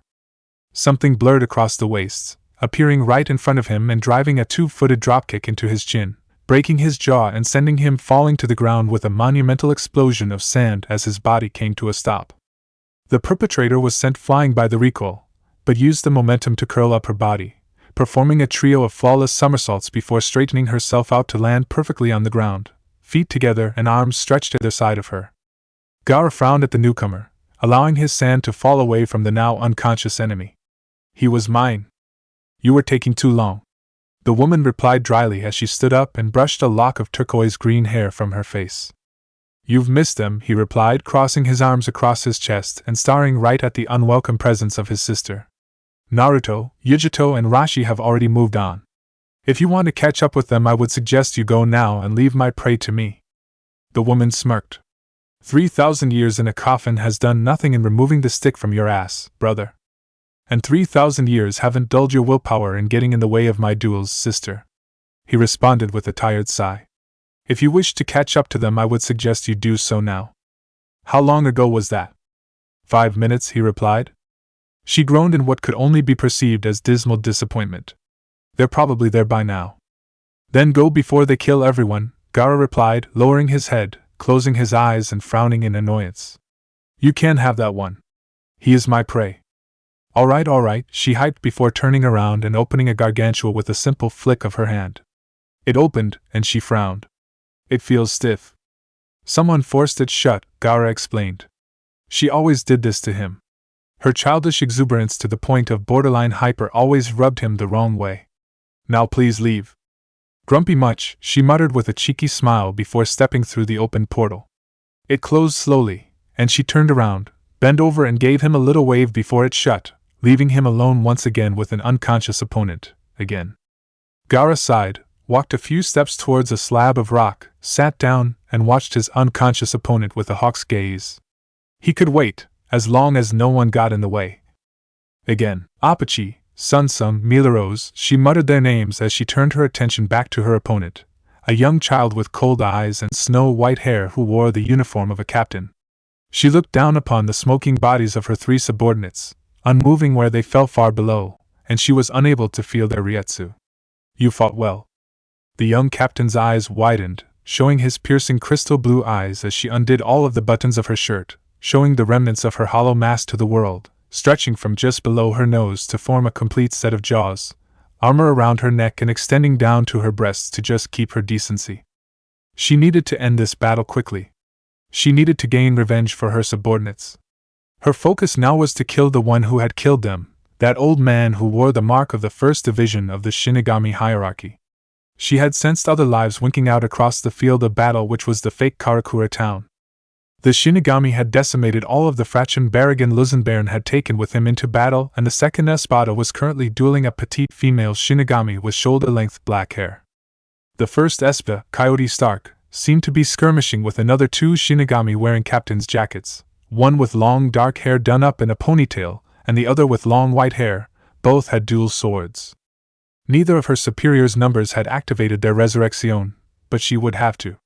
Her opponent was strong, a match for her if she didn't get serious quickly.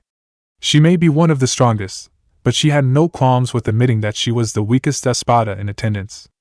She accepted that, and that was why she had no problem releasing her resurrection first. Destroy, she muttered, pointing the blade in front of her yet slightly down, keeping her eyes on the still astonished Shinigami captain, and declared her sword's name to him, Tiburon.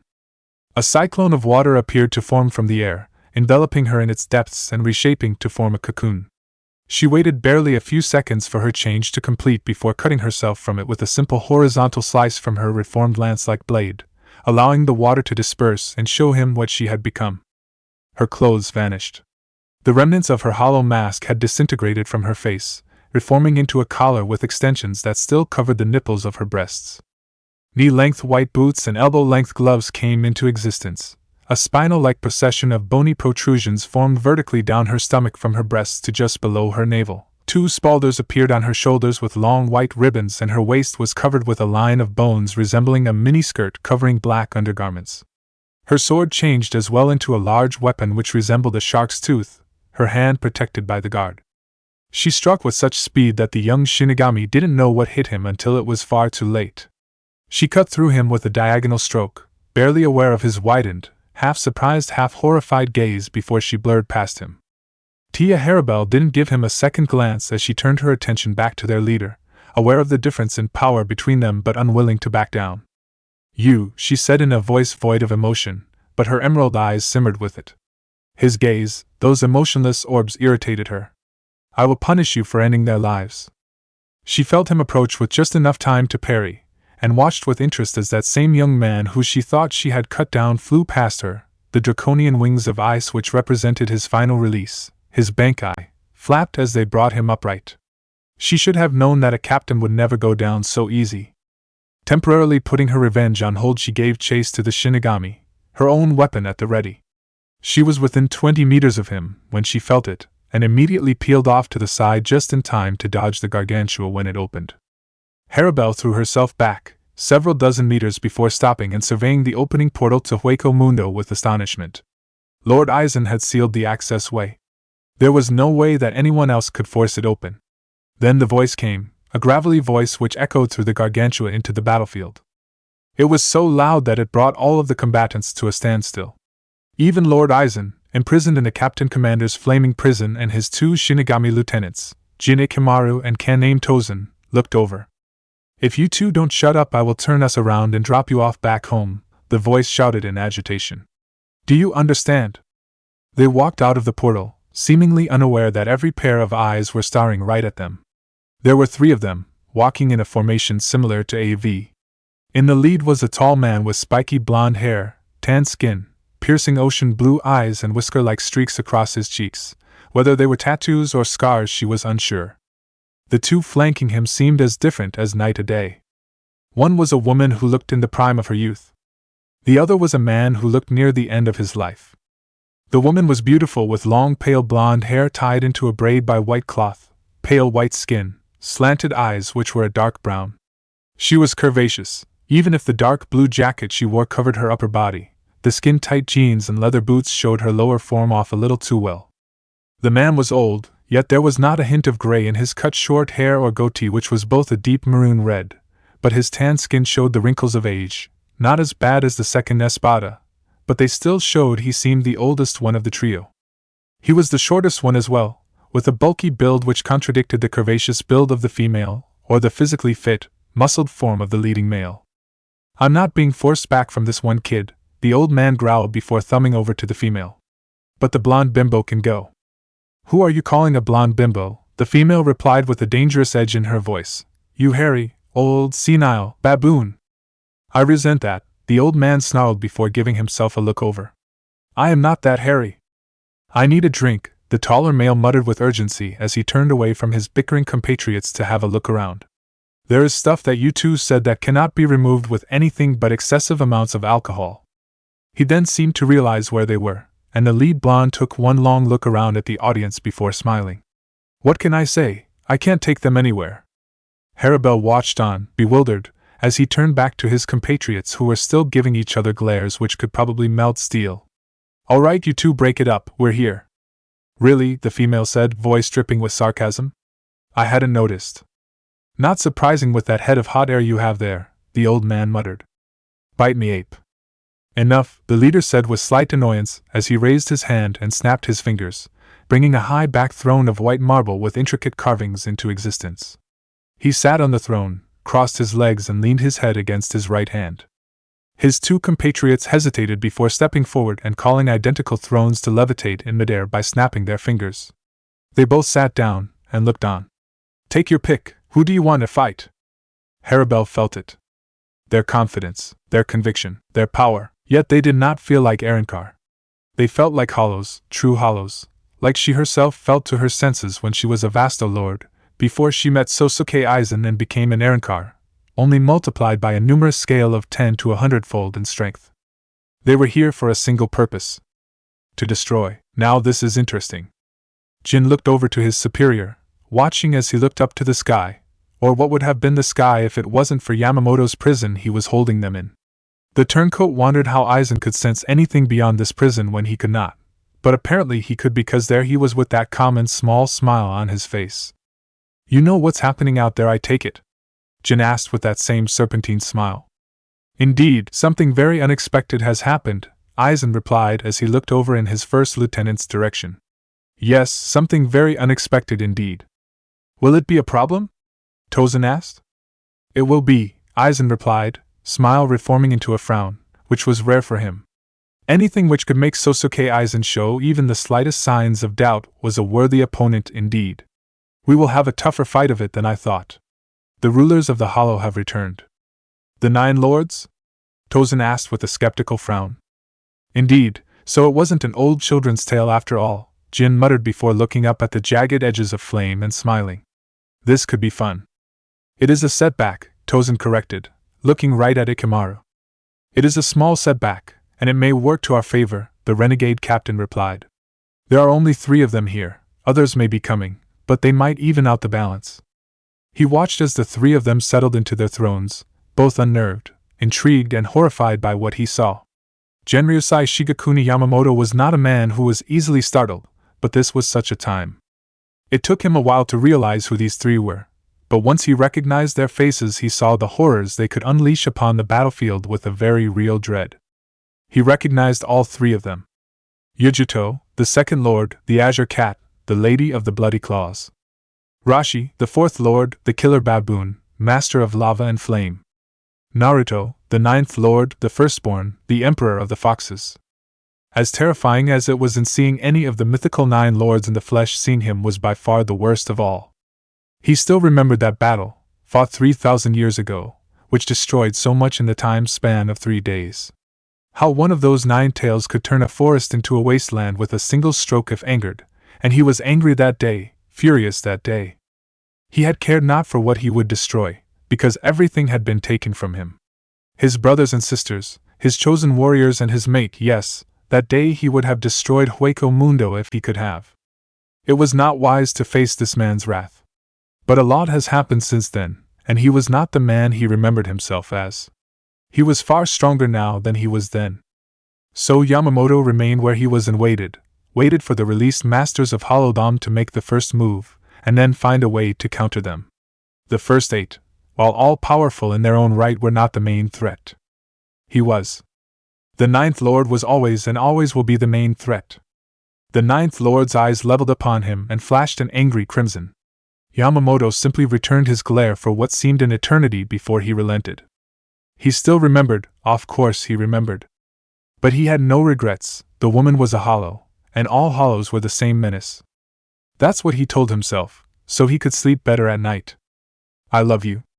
He closed his eyes, forcing that sweet voice to the farthest corners of his mind and slamming it into a box, never to hear her ever again. He had used her to weaken them, nothing more. He knew she was the youngest and the easiest deceived. He felt nothing for her, nothing. The look of betrayal in her eyes as he turned against her. How when she saw his intent, how the life which was once in those gray orbs suddenly went blank. Her voice still hounded him, even to this day, with tears rolling down her cheeks and pain in her eyes. Why? Why? Why? He shut his eyes tightly. She was a hollow. What did she know of love?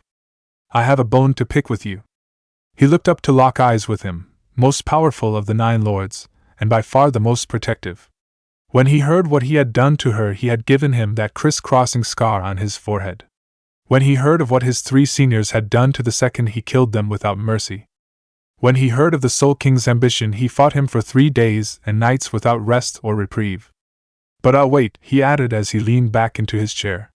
If she isn't here to avenge herself, then I'll have to do it for her. It was then that the gargantuan opened, and a single figure stepped out. She was petite yet tall, with brown skin the color of chocolate, which contrasted with light green hair and orange eyes the color of vibrant amber. She wore a sleeveless white shirt which cut off at the midriff and a pair of short pants which cut off at the knees, knee-high white jackboots. She took a deep breath, grinned and stepped forward, snapping the fingers of her left hand to call upon her own high-backed, white marble throne beside the second lord, which she immediately sat upon. Didn't miss the party, did I? She asked with a wide, childish smile.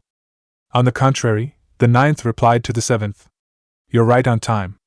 I was just telling Yuto and Rashi to take their pick of who they want to fight, eldest first. That's not fair, she replied with a pout. That's only because you're the youngest here. Naruto countered with a teasing smile. Don't worry. You'll get your opponent. Before she could reply, the other female, Yuto, leaned forward, smiled and pointed to the female Espada and to Shiro. I want those 2.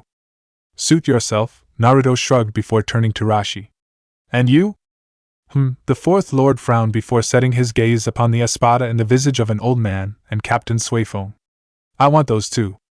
Naruto grinned widely before turning to the 7th lord. You see, you still get the strongest ones. Good, she replied as she looked over at the long-haired Espada, as well as Captains Shunsui Kairaku and Jeshiro Yukitake. I look forward to it. The 9th lord's eyes fell upon Yamamoto then, and bored into him. Let's see how long they last. The 2nd, 4th and 7th lords all piped up in agreement before standing up, their thrones disintegrating behind them, and took off towards their chosen battle zones, all the while the 9th lord kept eye contact with Yamamoto, unmoving and intent. The intent behind the gaze was crystal clear. Who is the best? He had complete confidence in his brethren. Could Yamamoto say the same? Chapter 5. Sharpen your claws. The Zero came from nowhere, a beam of crimson light aimed right for him. Toshiro Hitsugaya, captain of 10th Company, was just able to bring one of his ice wings around to shield him from the strike. It was just barely enough to stop it, burning through to the final layer of ice and turning his wing into a smoldering wreck of what it once was. He gritted his teeth, concentrated, and froze the moisture in the air to reform his ruined wing. He had just finished when he felt her presence behind him, but it was too late to move. The back of her foot collided with the back of his head, sending the young captain into freefall to the ground far below. Hitsugaya shook his head to dispel the pain and nausea before spreading his wings and forcing himself to a stop. He flapped his wings once, then twice to right himself, and had just gotten his bearings when he felt her approach at high speed. He spun around, and was just able to freeze his right forearm in time to strengthen it enough to absorb the blow from her flying heel kick. He felt the ice crack, just taking the worst of the impact before shattering like a pane of glass. The momentum sent him skidding back, using his spiritual pressure to keep him upright. She didn't let up, and went right after him in a blur of motion, striking at him with open-handed palm and finger strikes, and each time he was just able to block and deflect her blows. The hollow wasn't even using a weapon. Instead, she just attacked him with her fists and her feet, trusting in her hierro, her steel skin, to protect her from any counterattack. Toshiro took several steps back, freezing his forearms to continue blocking the blonde-haired hollow's continuous palm strikes. Then he saw it, a mistake. He parried a palm strike, noticing her overextend herself, and lashed out with a stab from his zanpakuto. His stab met with air, for she seemed to spin around him, small smile on her face as she danced out of his field of vision. Then she hit him with an open palm strike to the back of his head, a slap really, which sent the young captain stumbling forward a few steps before spinning around to focus a cold glare in her direction. She smiled so wide that her eyes shut, arms behind her back as she purred. "Ah, you're so cute." His glare intensified, but he did not respond nor rise to her bait. Instead, he quickly went over what had happened between them so far. She was fast, incredibly fast, and she knew how to fight hand-to-hand with a grand professionalism born from years and years of training and honing her skills. She was also a tactician, leaving herself open on purpose because she knew exactly where he would strike and how to turn it to her advantage. "I am not cute," he said as he blurred behind her, and stabbed out with his sword. He noticed her eyes widen ever so slightly before she stopped the strike, but it was how she stopped him that made his eyes widen in dread. She grabbed the blade with her hand, her bare hand, and leveled a soft smile his way, as if she were about to talk to a child. "Sure you are, if you think that strike was going to surprise me." She then slapped him on both sides of the head, allowing the ringing of his ears to disorient him as she performed a somersault, bringing her foot down on the back of his head. He once again went into freefall, spinning and struggling to fight through the pain of her dual strike and stop his continuous head-over-heels spin. It was then that the espada came in, aiming a stab right for her side with her huge shark-tooth blade. Yuto sidestepped the stab and spun in a similar manner that she did with the Shinigami before. The Arrancar ducked the strike aimed for the back of her head and countered with a swipe from her sword, which the pure-blooded hollow parried with the side of her right hand. A kick to the Arrancar's side made her sputter, a slap to the side of her head disoriented her, and a heel palm to her jaw made her stagger. Then came a bala, creating the ball of condensed crimson energy with her left hand as she performed the uppercut. Yuto used the moment to slam the bala blast into Haribel's abdomen. The resultant explosion sent the Tressera flying back, slamming into a skyscraper and piercing through the steel. The silence barely lasted a few seconds after the crash died away, then a large zero exploded from the structure. Yuto was just able to spin to the side, feeling the heat of the beam as it singed her clothes. Then Tia Haribel exploded from the smoking wreckage which was once the outer superstructure of the skyscraper, flying at near supersonic speed as she rushed into the fray, sword point aimed right for Yuto's back.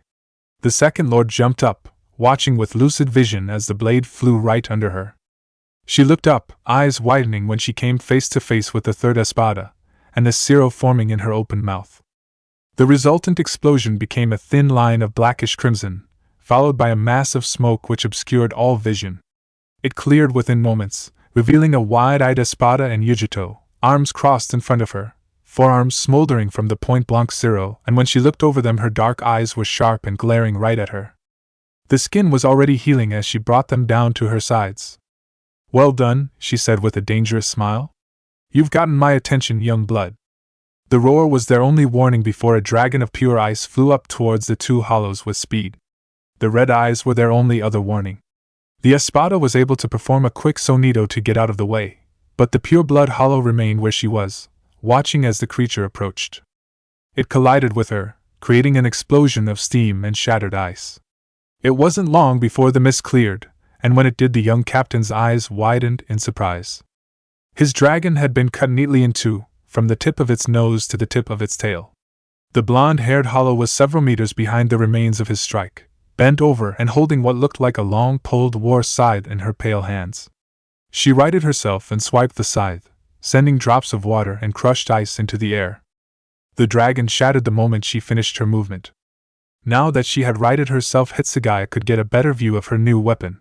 It was a long pole, 2 meters long, ending in a wickedly curved blade, similar to the scythe of the Reaper he had seen in ancient human books. The weapon was as white as a hollow's armor, except for the serrated edge of the blade, which was a light shade of gray. The Vasta Lord gripped her scythe with both hands and leaned back, preparing for a swing. A smirk was on her lips as she spoke. "Nice trick, but now it's my turn." The blade of the scythe sparked with azure energy, then she swung and the energy exploded into life. A feline shape appeared mid-flight, taking on the form of a large feline cat, a lioness or a tiger. He couldn't tell, but he knew if that hit him he would be burned to a cinder. The flames roared in anger as he swung his sword, releasing another of his ice serpents just in time to meet the strike. It wasn't nearly as strong, but it might be enough to deflect. He was right. The dragon and the lioness met, and Hitsugaya watched as the azure flames melted away his ice. The bulk of the energy had been deflected and the lioness lost her form as the flames exploded into several directions, but it was not enough for him to get away without a scratch. The young captain folded his wings around himself, and felt the heat as the flames slammed into them, melting layers of ice before they finally dissipated. He opened his wings, noticing that they were smoking from the impact, water dribbling from the draconian shape. The young captain chanced a look at the 3 flowers behind him, symbols which represented how long he could keep his bankai active, and noticed with a little trepidation that 2 of them had vanished. He needed to end this quickly. Not bad for a whelp. He spun around, bringing up his sword just in time to deflect the swing which could have sliced him neatly in 2. It only took him a split second to remember that the weapon she was wielding wasn't a sword. Her smile confirmed his remembrance for him. "Not bad, kiddo, but it's not a sword you're dealing with here." She pulled the pole of her weapon hard, and Toshiro knew that the serrated edge of the blade was coming right for the back of his neck. He ducked out of pure instinct, feeling the blade slice through his silver locks of hair. But he was unable to know what came next. The speed in which she created a zero was almost unbelievable, yet there it was, on the tip of her finger, a tiny ball of blackish crimson, ready to be released. Hitsugaya tried to fold his wings around himself, to give him some protection. He was too late by a second. She released her zero, creating an explosion of crimson light. The young captain fell from the smoke, vapors trailing him as he and his shattered wings of ice, now in several pieces, fell to the urban sprawl below. Yuto watched him for a few moments before sighing and turning around, just in time to see the form of the maskless hollow, standing ready to meet her. "You could have attacked me while my back is turned," Yuto pointed out. Harabel glared at her for a moment, as if the idea was insulting. "I will not kill a foe when her back is turned to me." The blonde smirked, an honorable hollow. "I thought you were all extinct." She did not reply for a moment, spreading her legs and raising her weapon in preparation for battle. "You will not get into the way of Lord Aizen's ambitions."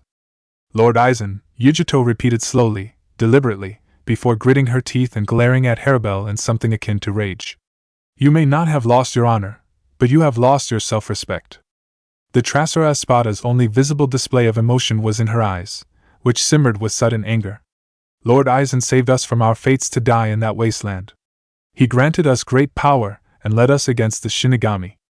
He made you break your mask," Yuto countered with a flare of Rietsu. "A mask is a symbol of what you are, where you come from. You do not rip it off and throw it away." Her statement surprised Harabel. Her eyes only widened slightly, but it was clear as the world to Yuto. "You lie." "Do I?" Yuto asked, before putting her hand to her chest.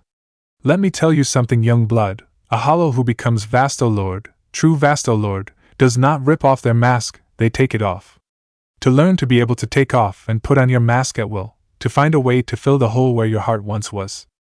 That is the symbol of a true Vastolord. Doubt, just the slightest flickers of what she had said sunk into this young creature, but they were quickly replaced by anger. She leaned her sword arm back and released a torrent of water in Yujito's direction with enough pressure to slice her in half. Through it all she spoke in a low, dangerous voice. You lie. Yujito leaned back, brought her scythe over her head and swung it down just as the water came within range. The tip of the blade of her weapon pierced through the tip of the strike at the precise moment, cutting the torrent of water into two alternate directions which continued on their path, missing the second lord completely before dissipating in the air several dozen meters away. Harabel watched, stunned, as her strike was deflected with such surgical precision that it should be impossible. Her eyes widened further when the form of her opponent was encompassed by azure flames and her spiritual pressure increased to thrice its original level. She straightened, showing that her dark eyes had changed color to a feral azure. It seems that you have not just lost your self-respect, but your respect for your elders as well, she said in a dangerously feral tone. Very well, child. I will beat the respect back into you.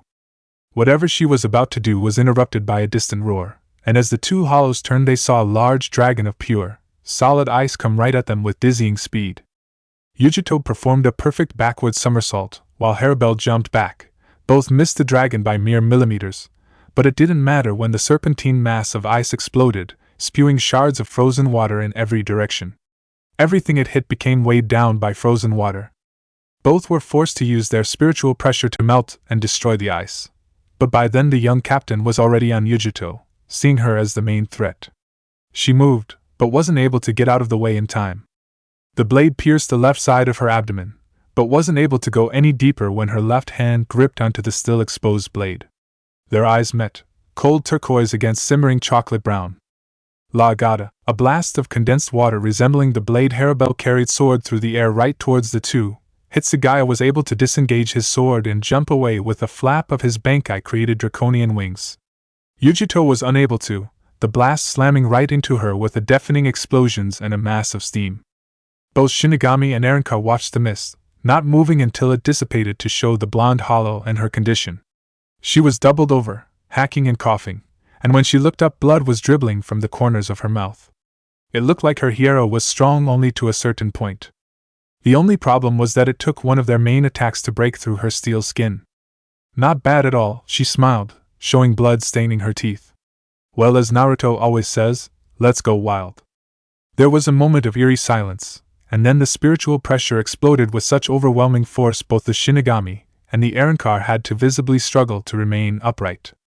The force unleashed was almost crushing, like gravity itself had increased tenfold, to such a strength that their vision went into blacks, whites and grays for a time before they became used to it. Both knew what was coming, and from just feeling her release her power they knew they had to stop her before it was too late. Hitsugaya acted first, swinging his sword and unleashing a long sinewy dragon made of pure, solid ice. The creature moved with speed and velocity, flying towards the hollow with the simple intent of freezing her in place.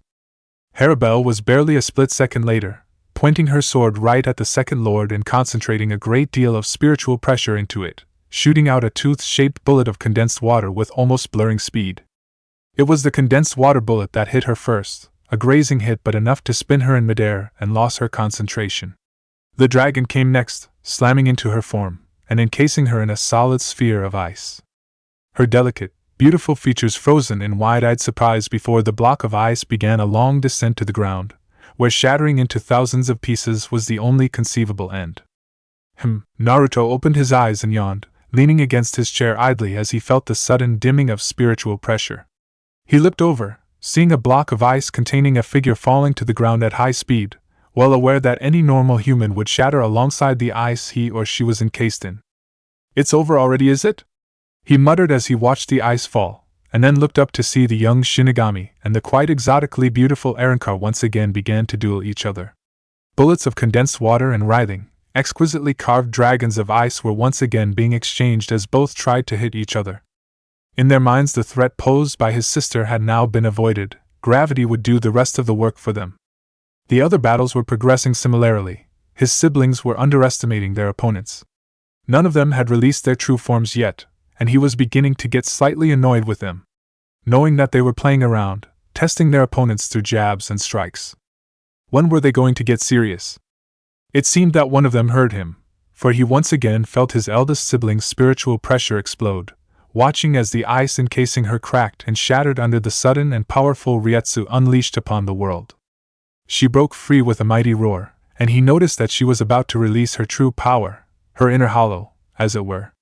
Rashi may call her a bimbo, but to Naruto's eyes Yuto was one of the smartest of his siblings. The old saying of blondes being dumb was a myth. Over, huh?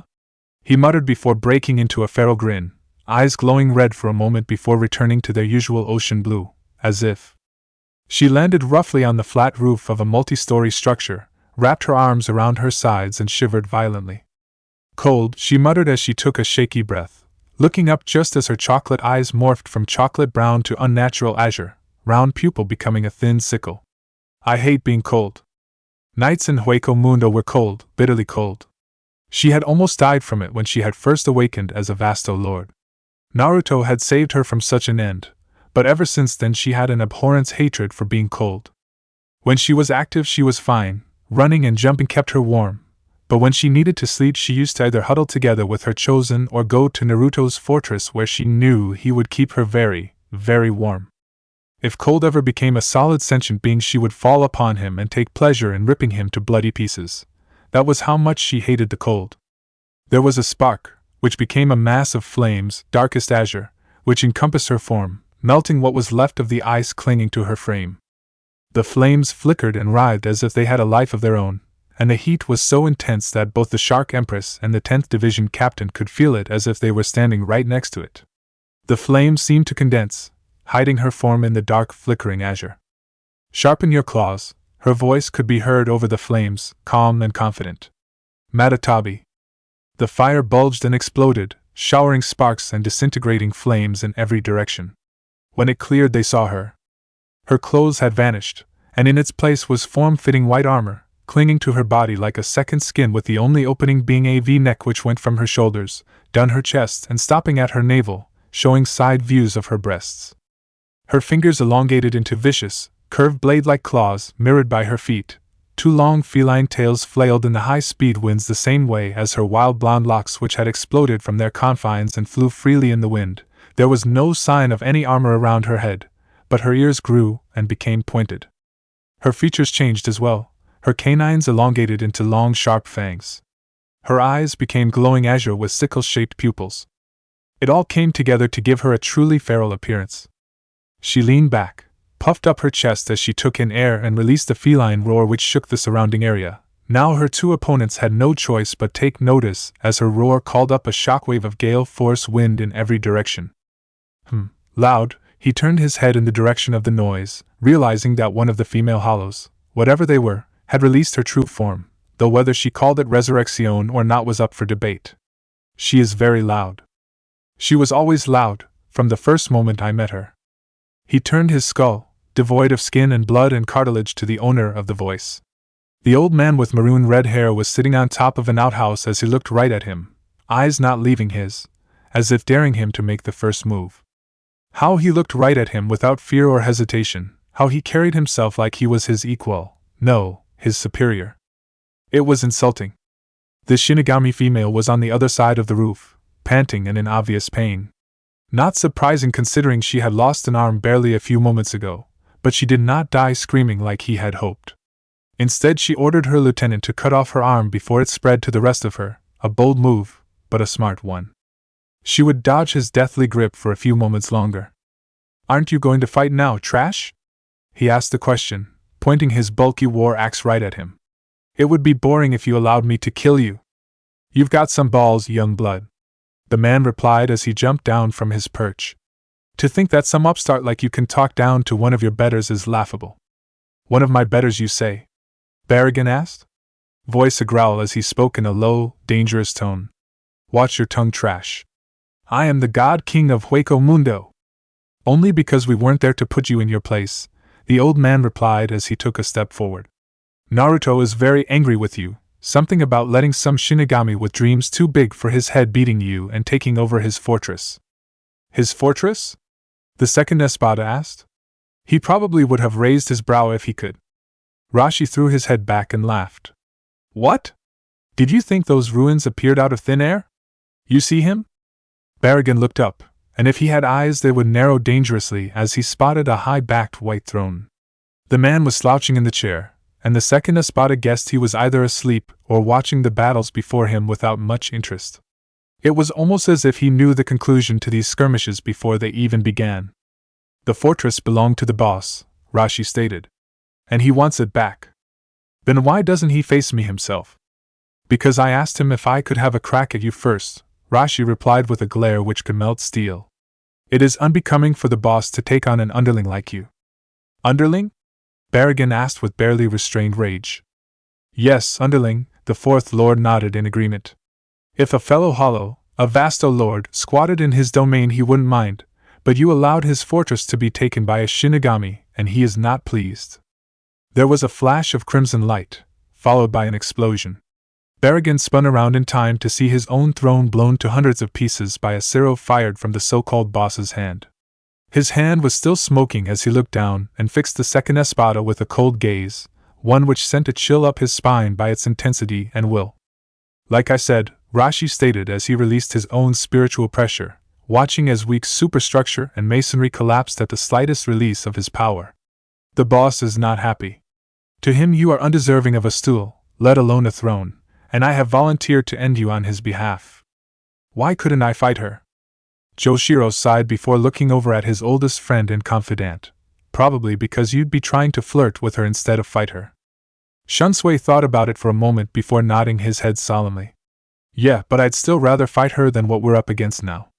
I mean this solemn-looking guy, his little sister, and the kid over there. Several meters away the Primera Espada, Coyote Stark, yawned for a long moment before folding his arms. Sorry about that, but it's not like I want to be here either. You two are almost exactly alike, I swear, Joshiro muttered more in shock than anything else. The only difference seems to be that this guy doesn't seem to have a libido. You assholes, the Arrancar girl by his side shouted angrily, a little too angrily. He's just lazy. I don't need you sticking up for me, Lilith. Another scary thought, Shunsui said before looking between the Primera Espada's fraction and the childlike hollow several meters away. Am I the only one who doesn't see a resemblance here? It was true, although the white-haired captain didn't like to admit it. The child standing beside the Arrancar and the girl, currently several dozen meters up, bent over, and looking at them with an almost unnervingly quizzical gaze resembled each other quite closely. The hair, which was only a few shades different in color, the build, which was similar, even the style of clothes was the same. The only conceivable differences between these two were the eyes, and their skin color. The skin of the girl beside the first Espada was pale, like she had never felt the sun, while the other one was tan like she had never been away from the sun. Even their childish mannerisms were the same. Clones, Joshiro muttered. They're like clones born on different sides of the planet. Are they twins? No way, the Arrancar roared, pointing at the other girl. I've never seen her before in my li. Hey, pay attention to me. The tanned girl was sitting down cross-legged, uncaring of the world around her, watching her blonde-haired sibling with a smile. She's a little angry. There's a difference, Joshiro muttered. What?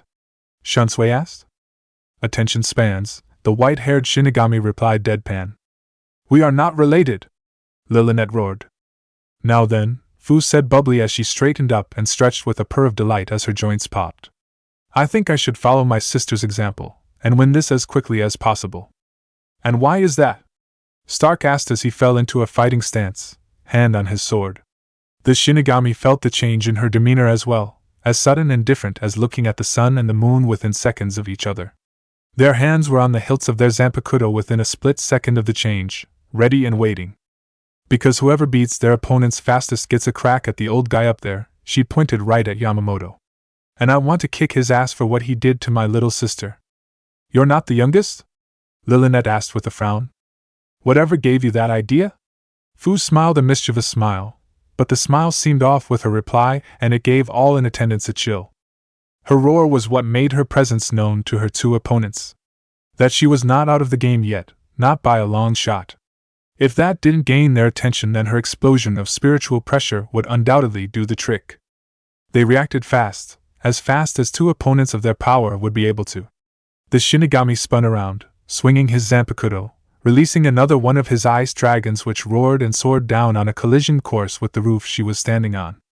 The maskless hollow pointed her shark-tooth-shaped weapon at the same moment, releasing another one of her condensed water bullets. Both slammed onto the roof at the same precise moment, the power behind the combined effort enough to obliterate the concrete slab and at least another 3 floors below it. The explosion sent masonry, concrete, and ripped apart pieces of broken furniture in all directions. It was an impressive show of strength. It was just not strong enough.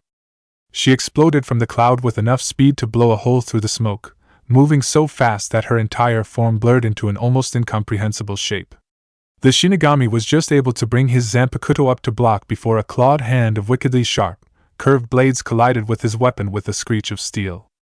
The force behind the blow sent him skidding backwards by several dozen meters before managing to come to a stop, watching as the feline queen's claws scrapped against his sword in a hail of sparks.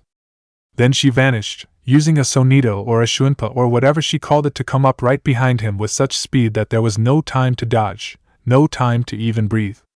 Her foot collided with his back, forcing the air from his lungs in a great gasp before he flew forwards with such speed that it was nearly half a kilometer before he was able to stop. She did not relent, but instead changed targets towards the startled Arrancar.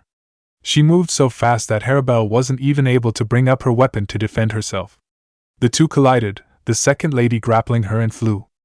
The Espada so dazed by the strike that she was barely able to struggle as they shot down towards the ground at supersonic speed to a multi-story building below. She released her target, and the third Espada pierced through the thick concrete roof, breaking through floor after floor until she collided with the concrete slab of the foundations and made a large crater from the impact.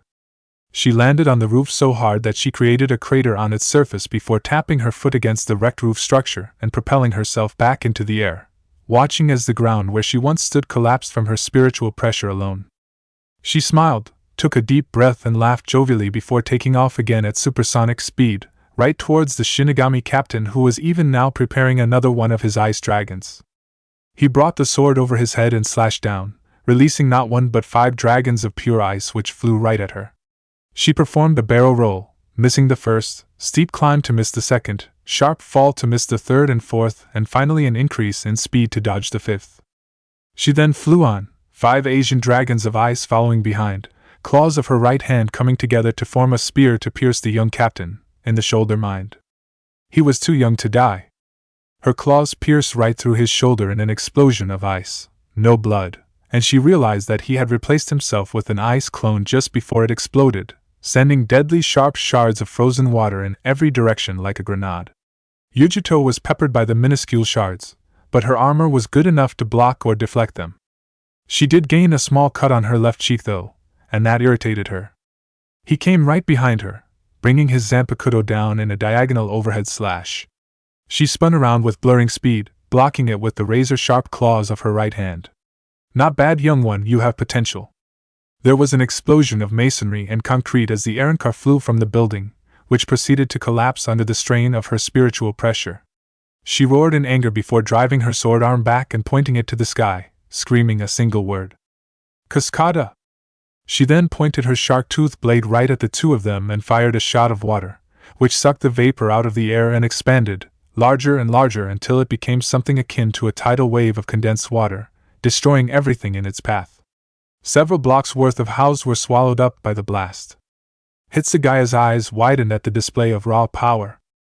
Yuto's reaction was the opposite. She smirked at the display. She has some potential too. Before Toshiro could come up with some sort of retort, she exploded into motion, kicking him right in the midsection and sending him soaring in an out-of-control spin to the ground below. She didn't even wait to see it, he would right himself, instead shooting off at near supersonic speed right for the tidal wave which was still coming right at them. She moved so fast that she did more than become a blur, elongating to almost twice her usual height. She hit the water and pierced through. The hole lasted for a second before closing up again. She continued on at speed, and Harabelle barely saw her as she brought her clawed fist back and brought it forward again, smirk firmly on her full lips as her punch collided with her fellow Hollow's face. For a split second everything seemed to go still, then Harabel was sent spinning through the air at the speed of sound, slamming into another multi-story structure and piercing through the concrete, at least 2 floors and out through the adjacent concrete wall. She landed on a street, creating a crater of broken concrete as she skidded at least 10 meters before coming to a stop. The second lady straightened and smiled, 1,000 years too early, young blood. She caught Hitsugaya's slash with her right hand, claws enclosing around the blade as her feral azure eyes bored into his simmering turquoise. Youth was a wonderful thing, not even able to wait for his elders to finish their quarrel. She brought her free-clawed hand back with blurring supersonic speed, preparing for a blow. There was a blur of motion, and Yamamoto was there. Yuto was barely able to half-turn before she noticed him, those cold eyes looking right into hers and his Zanpakuto aimed right for her heart. She may be one of the fastest, but the old man had definitely become a lot stronger since the last time she fought him. Steel sliced through flesh. Blood ran. Chapter 6, Collision Course. Berrigan realized the flaw the moment the old man rushed into the attack, creating a pole-shaped staff from thin air and planting a strike into his kidney with one powerful thrust. He realized at the moment he had to move himself to block the hollow strike. He brought his war axe down, hearing the screech of metal on metal as it drove the staff to the concrete. His special ability, an ability he carried as the personification of one of the 10 aspects of death, the personification of old age, an ability to age anything within a radius of his sight and focus into nothing more than bone. His new opponent must know nothing of his ability to turn any opponent within his personal space into dust. That would be his downfall. Fool, the second Espada grinned as he unleashed his senescentia, his ability to rot and deteriorate every object, living and not, around him, turning the target into dust. The old creature was keeping his distance for now, still in a ready stance, his staff held in both hands as if he were preparing to use it. Then he vanished without a trace, removing himself from Berrigan's sight. It was futile. No one could break through his impenetrable defense, one which had the ability to rot everything that got within range. The second this unknown opponent tried to attack, he would be caught, and the battle would end. Then he would kill that annoying Shinigami captain, and her lieutenant, in one fell stroke. Something slammed into the back of his head, forcing him to stagger forwards a couple of steps before whirling around to see what had struck him. He came face to face with the end of the staff, which had extended to thrice the width it had been previously, and the owner, who was smirking just out of the range of his senescentia. "I'm guessing you're wondering how my staff can get through that defense of yours without rotting away, right?" The hollow asked with a grin, ignoring the murderous intent which seemed to enshroud all of the Espada's being. No one struck him, the god king of Hueco Mundo, like that. Anyone who did had a death wish. "It's really quite simple, we do not age."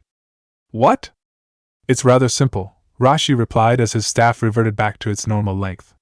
He spun it in his right hand, watching as it became a circle of blurred color before stopping the spin. "We are the founding fathers and mothers of Hueco Mundo. We created the 10 aspects of death, as well as all of the techniques and abilities you young bloods take for granted."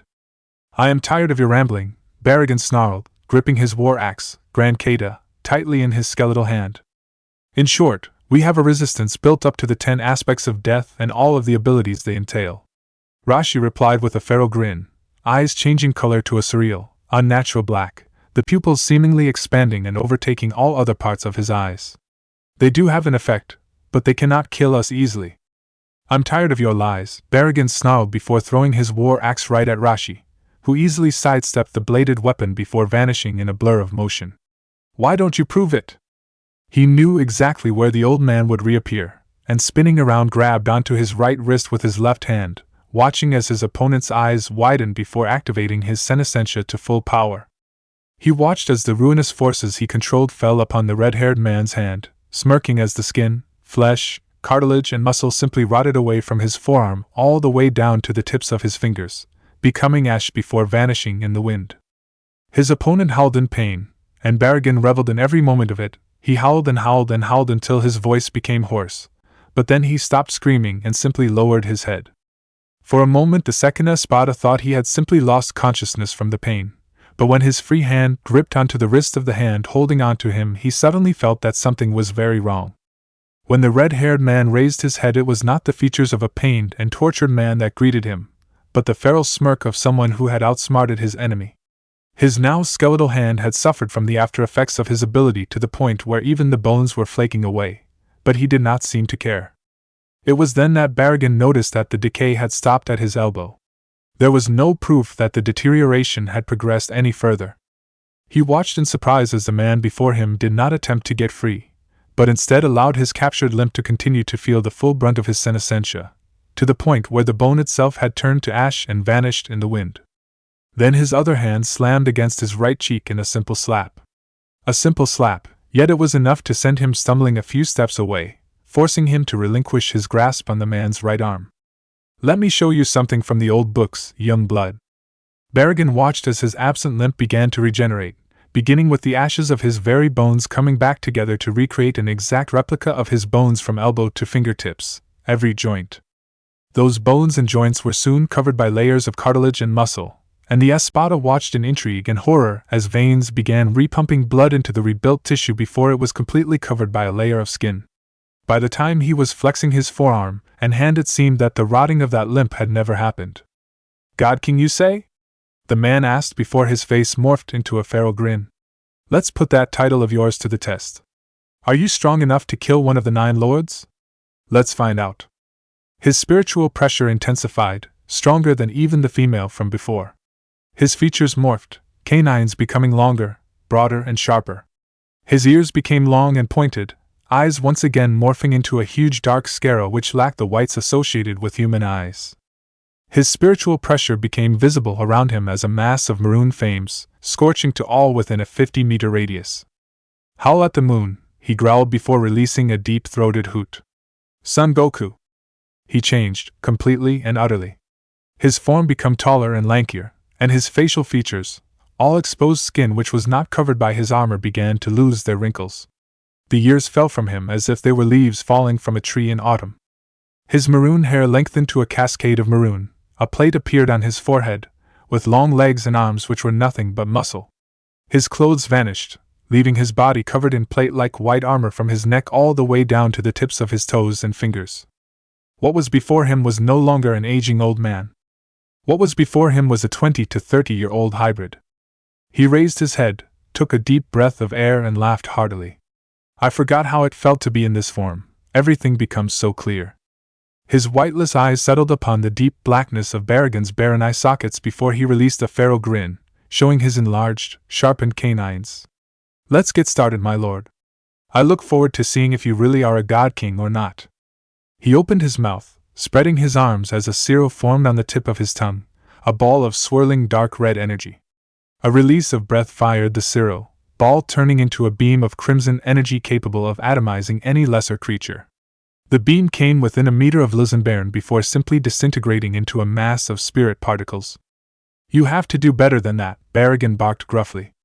"Thought as much," Rashi muttered before vanishing in a blur of motion, reappearing several dozen meters above the skeletal hollow and pointing the middle and index fingers of both hands right at him, circular spheres of a dual cirro forming on the tips of his fingers.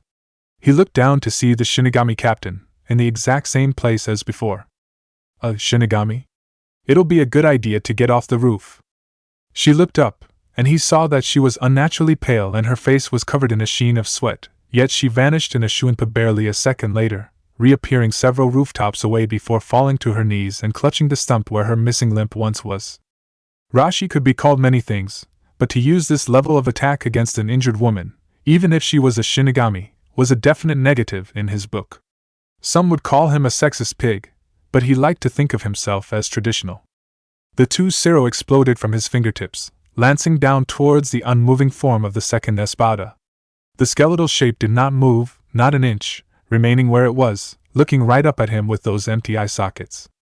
The resulting explosion destroyed the rooftop, and the full building below it, sending chunks of masonry and pulverized superstructure flying in all directions, impacting walls, smashing windows, crushing cars and breaking everything in the surrounding streets. When the smoke from the impact cleared, it showed nothing more than a small mountain of rubble. And Barragan Lizenbairn was standing, completely unharmed, in the exact place where he was when the Fourth Lord unleashed his strike. Rashi looked down at him for a moment, before whistling in appreciation. "That is a fine ability you got there.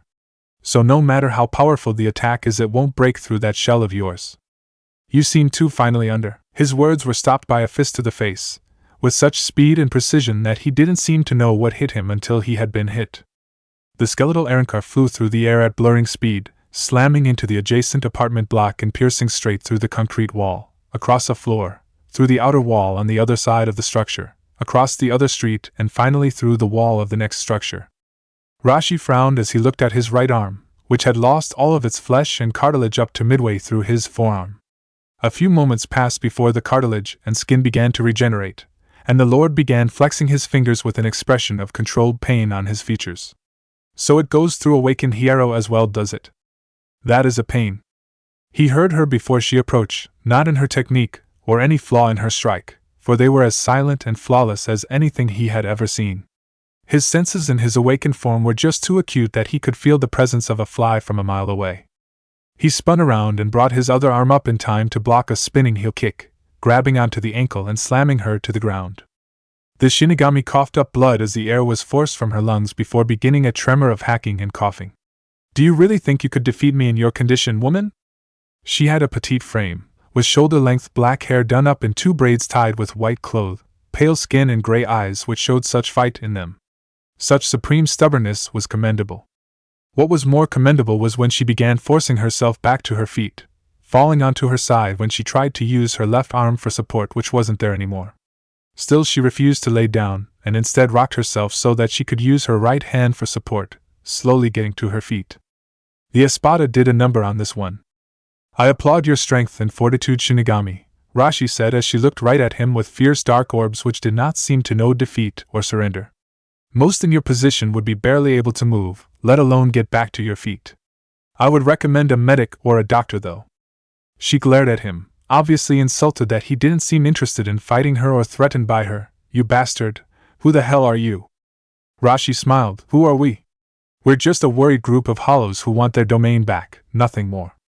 Before she could muster a reply, the building across the street collapsed. There was a groan of steel, and then it just collapsed as if it were hundreds of years old.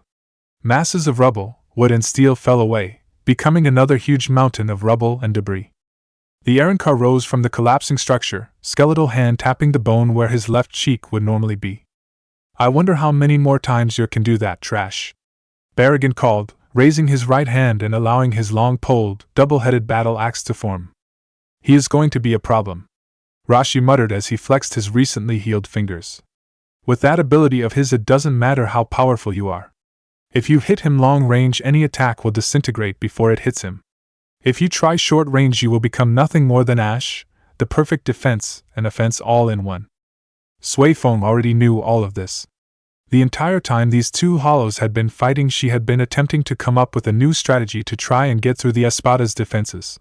But every attempt she made on him failed, and those failed attempts had cost her in her left arm right up to the elbow, turned to ash by his rotting ability. She only narrowly escaped such an end by ordering her lieutenant to chop it off. Laughter made her look over at the new hollow, who threw his head back and howled in glee before leveling a bloodthirsty grin in the direction of the Espada. Gaara is going to be pissed when he gets here. His ultimate defense seems to have been surpassed. A clawed hand grabbed onto her shoulder with lightning speed, and before Sui Feng could react, she found herself flying through the air and impacting against the far side of the roof, right into the concrete railing. She immediately berated herself for letting her guard down around the hollow before looking up. Her eyes widened. Barrigan had moved with such speed that he must have become a blur, skeletal hand grasping around the new arrival's throat and squeezing. She looked on in shock as the skin of his neck began to rot and decay. I will rip your head off, the Espada snarled. The fist slammed into the skeletal nose with enough force to break the bone and send the hollow flying back several meters, releasing the other hollow from his gaze. Once freed, Rashi doubled over, hacking and coughing, hands grasping onto the decayed flesh of his neck even as it repaired itself with impressive speed. He looked up with bloodshot eyes before glancing down at his fist and managing a growl as he noticed the skin and cartilage of his knuckles were nothing more than bone. That was a cheap trick, young pup. An eye for an eye, Barrigan replied as he straightened. Good point, Rashi replied after a moment of thought, cracking his neck muscles right and left. I love fighting supposedly invincible opponents. It makes beating you all the more satisfying. It took Sui Feng a moment to process what had happened, but the more she thought of it, the more it made sense. Did he throw her away not as an attack but to get her out of range? Did he just protect her? The thought seemed impossible to her, a hollow protecting a Shinigami, yet did it just happen? The idea pissed her off. There was a sudden surge of spiritual pressure, catching the attention of all three combatants. It was Rashi who seemed to be taken by it the most. His head snapped to the side, in the direction of the battle between Captain Hitsugaya and the two female hollows. His eyes widened and his face went pale. Yuto. They moved so fast that they were a complete blur. The single sword of the Espada known as Kaote Stark, and the dual katana belonging to the captain of the 8th Division, Shunsui Kairaku, were nothing but near unidentifiable blurs of liquid silver as they struck and countered each other with near continuous, almost ringing clangs of steel. Like their swords, their wielders were difficult to keep track of. Through a succession of Kido spells and hollow abilities, they proved to all who watched them that they were some of the most powerful competitors on the field. Neither had released their swords, either had showed any large piece of their abilities to each other. But at this moment in this round they were almost completely evenly matched. Lightning, fire and dark red spiritual energy struck, breaking through superstructure and singeing the air with absolute ease. Fu simply watched the visage before her, knowing that it was exactly that, a visage. The two opponents were testing each other, trying to find any potential advantages or disadvantages which could be used in their favor. Neither of them were using even a third of their strength in this battle, at least not yet. Okay, so why aren't you doing anything? She looked over to see the other young Arrancar giving the white-haired Shinigami a baleful look, to which the man just shrugged his shoulders and offered a serene smile.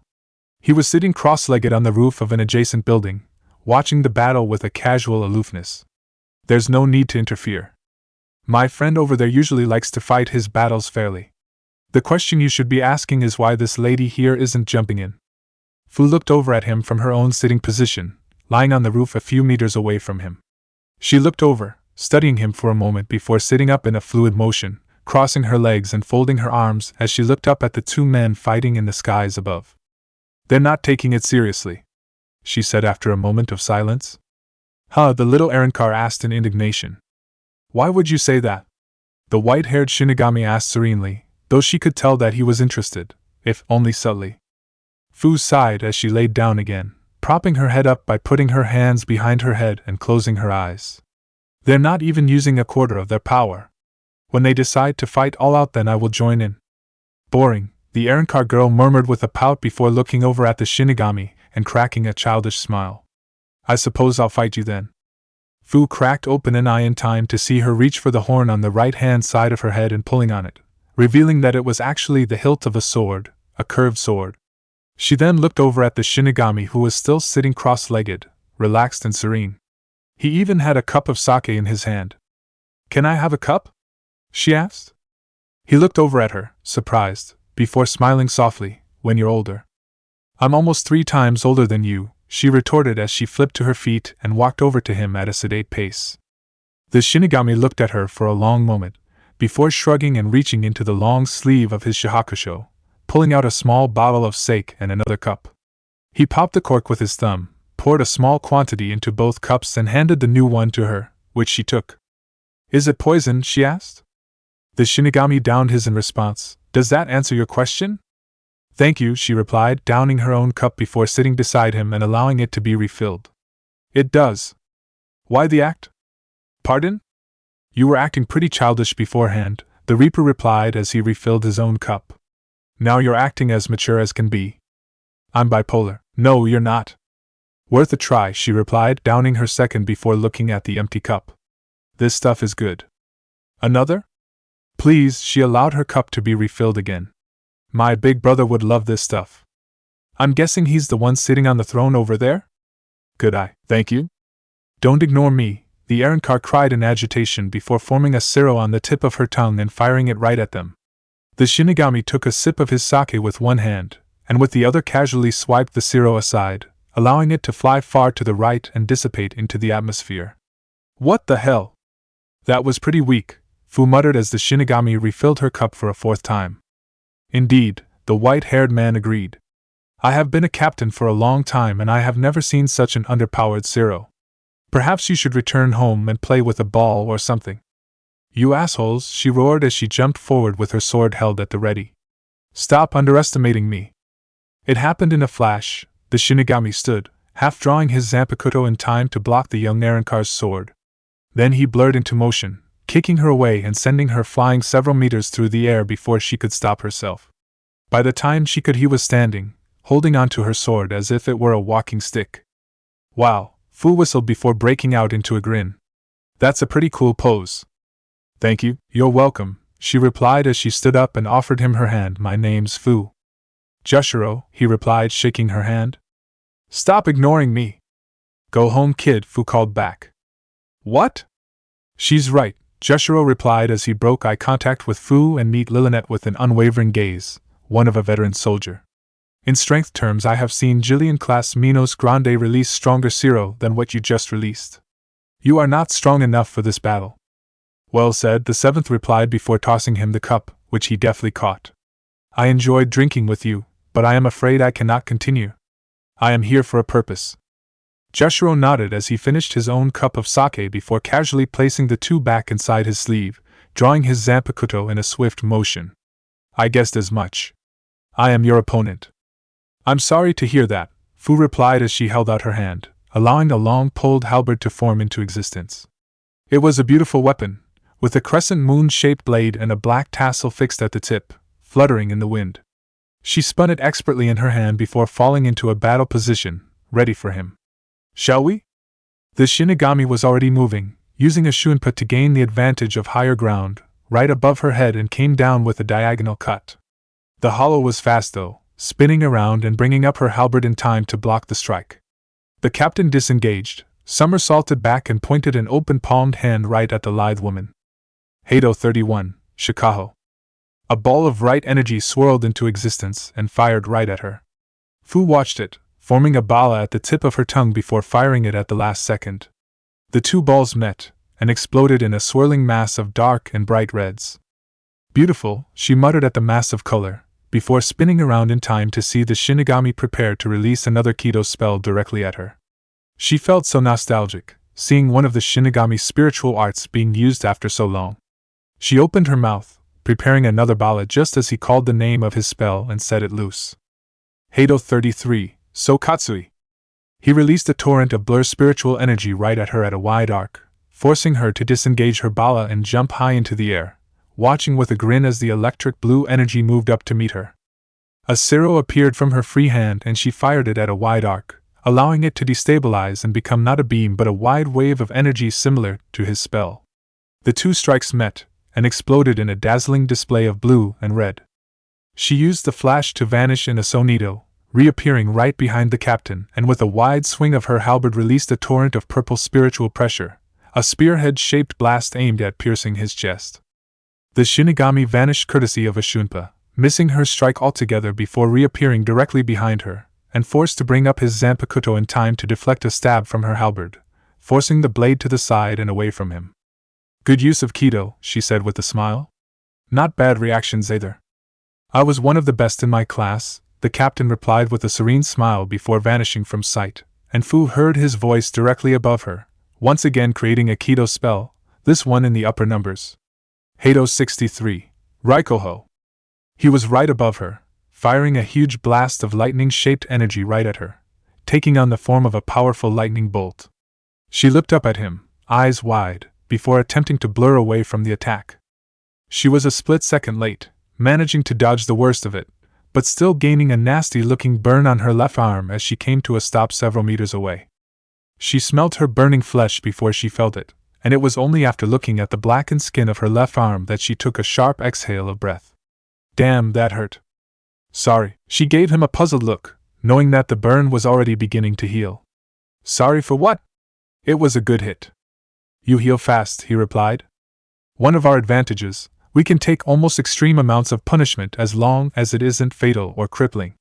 She replied, spinning her halberd in her hand a few times before once again falling into a defensive posture. I suppose it's my turn, right? A Zero began appearing from the palm of her free hand, swirling and increasing in size until it was twice the normal mass. Jushiro waited, preparing himself to move to dodge it, considering the second it took a hollow, even in Arankar. To make such a powerful strike, it was usually easy to see which direction it was coming from and how to defend against it. She vanished in a blur, and the captain's eyes widened before he looked up in time to see her right above him, firing a powerful Siro. Dark crimson light obscured his vision. The Siro collided with him in an explosive mass of crimson energy, but the hollow didn't whoop in triumph, nor did she act as if the battle was over. She remained where she was, waiting patiently. The smoke cleared. The Shinigami remained standing, a shield-shaped circle of golden light between him and her. The solid, condensed spiritual energy was chipped and charred, but it was strong enough to take her Siro and not disintegrate on impact. Bakudo 39, and Kozen.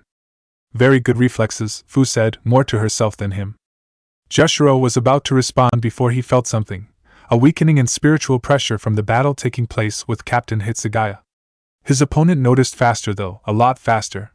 Her head suddenly snapped to the side with supreme quickness, eyes widening before becoming narrowed slits. Naruto is going to be mad, she muttered, but her eyes were now shimmering with the promise of violence, and her grip tightened on her halberd. He dares strike at another one of my sisters. Jushiro felt it, a sudden burst of spiritual energy. He looked back to where the throne which housed the strongest hollow in attendance, only to see that it was now empty. The captain didn't have to guess, because he already knew what the leader's likely destination was. From the moment the female hollow released, he knew that she was capable of beating the young Captain Hitsugaya, and Yamamoto may be a bit too rule-conscious, but when it came down to the coin he protected his subordinates. Sorry, he looked around and was just barely able to bring his own Zanpakuto to deflect as she flashed in with a stab. But I need to finish this one quickly and rip that bastard limb from limb. He knew who she meant, and his eyes narrowed. I can't let you do that. She swung her halberd, and the force behind it surprised the white-haired captain, who was thrown backward by several meters before coming to a halt. He was just able to sense her presence before she came at him again, this time from behind. He spun around, once again deflecting a stab from her halberd before attempting to move forward for a diagonal slash. She didn't vanish this time. She blurred, and she was right beside him. He was just able to bring up his Zanpakuto to deflect the new strike, but it was so powerful it sent him soaring through the air by a dozen meters before forcing himself to a stop. He looked up from his crouch to see her coming right at him, halberd ready for a swing. He was about to bring up his sword to block when it hit him. A tremor, which made his whole body go numb, and suddenly he went into a fit of hacking and coughing, blood suddenly dribbling from his mouth. His eyes widened in shock before he cursed his illness for his weak body. Not now, of all the time for it to hit it had to be now. There was a sudden shrill gust of wind, and he looked up to see Fu right in front of him. Her halberd was mere millimeters away from the side of his head, yet it went no further. Her eyes were widened in surprise before narrowing in confusion, brow furrowing. You're hurt, she murmured in disbelief. She looked at him closer and he could swear her eyes were glowing before they widened. No, you're sick. Yukitake was about to say something, but her sudden end of hostility was surprising. The halberd vanished from her hands, and she straightened herself, amber eyes looking into his for a few moments before she sighed. I withdraw, she said. I will not fight an opponent with such a disadvantage. No, she looked at him with a frown as he straightened. I can still fight. Her amber eyes once again looked into his for a few moments before looking to the side. No, I still withdraw. Yukitake was unsure whether he should be insulted by this or not. She had an opportunity to end this battle, to finish him off and go after the captain commander. Why didn't she take it? Why did she halt her blade? I will not attack an opponent who cannot defend himself, she said suddenly, as if she were able to read his mind. She looked him in the eye again. But, as well as that, she added, cutting him off. I've grown fond of you. It took him a moment to properly analyze her words, but by then he was bewildered beyond belief. What? You shared sake with me, 4 of them in fact, she replied, giving him a smile. You're not like Shinigami I've met before. In fact, I'd say you're a bit of an oddball. He waited for a moment, digesting the information before throwing her an unsure smile. I'm not sure whether to accept that as a compliment, or not. She giggled in response, take it any way you want, but I'll still need you to stand aside. I will not. She sighed as she shouldered her halberd. Please, I'm begging you. The Shinigami fighting that Arankar is my friend, and I will not let you double-team him. You misunderstand, she replied. I'm not looking to double up on anyone. What? He and his fellows have been squatting in my big brother's domain. We're more interested in sending a message to both sides than teaming up against one," she declared, spinning her halberd in her hands idly. Her amber eyes looked at the battle between Shunsui and the Espada, and Yucatec followed her vision to see that the two were now separated, and that the younger Arankar was now by his side. "What is going on?" he muttered. Fu shushed him before smiling. "Wait and see. It's about to get interesting now." Yuto stood where she was, unable to move, unable to even breathe as she watched the display in front of her. The blonde didn't sense him coming right at her at all, barely realizing he was there until the very last second. She wasn't given enough time to turn and face him before his blade pierced through her steel skin like a knife through warm butter. Blood dripped from the serrated edge of his blade. It wasn't hers, though. The blade bit a few millimeters into the skin of her wrist before it was forced to a stop. Naruto stood between them, feet spread and right hand gripping tightly onto Yamamoto's zanpakudo. His hand was bleeding profusely, crimson rivulets tracing the edge of the Captain Commander's blade before allowing gravity to force them to fall to the ground far below. Just the sight of Naruto, her Naruto, bleeding was a shock to her. The eldest of the Hollow, whose hero was so strong that nothing bar the most powerful of attacks at point-blank range could pierce it. She remembered Yamamoto when he was a vice-captain, tall and lean, with full brown hair and a few days-old stubble. He looked nothing like he looked now, an old man covered in battle scars with white hair. He was nowhere near this powerful the last time she saw him either. Yet the evidence was there, right in front of her, his attack which could have crippled or killed her with her barely realizing it. She needed Naruto to save her. Naruto pushed out with his injured hand, sending Yamamoto skidding back several meters before bringing his hand up to look at the deep cut in his palm. The bloody gash was already healing, and in a few more moments nothing more would exist except for the shed blood. He swiped his hand, allowing the red liquid to fly before bringing his gaze upon Yamamoto.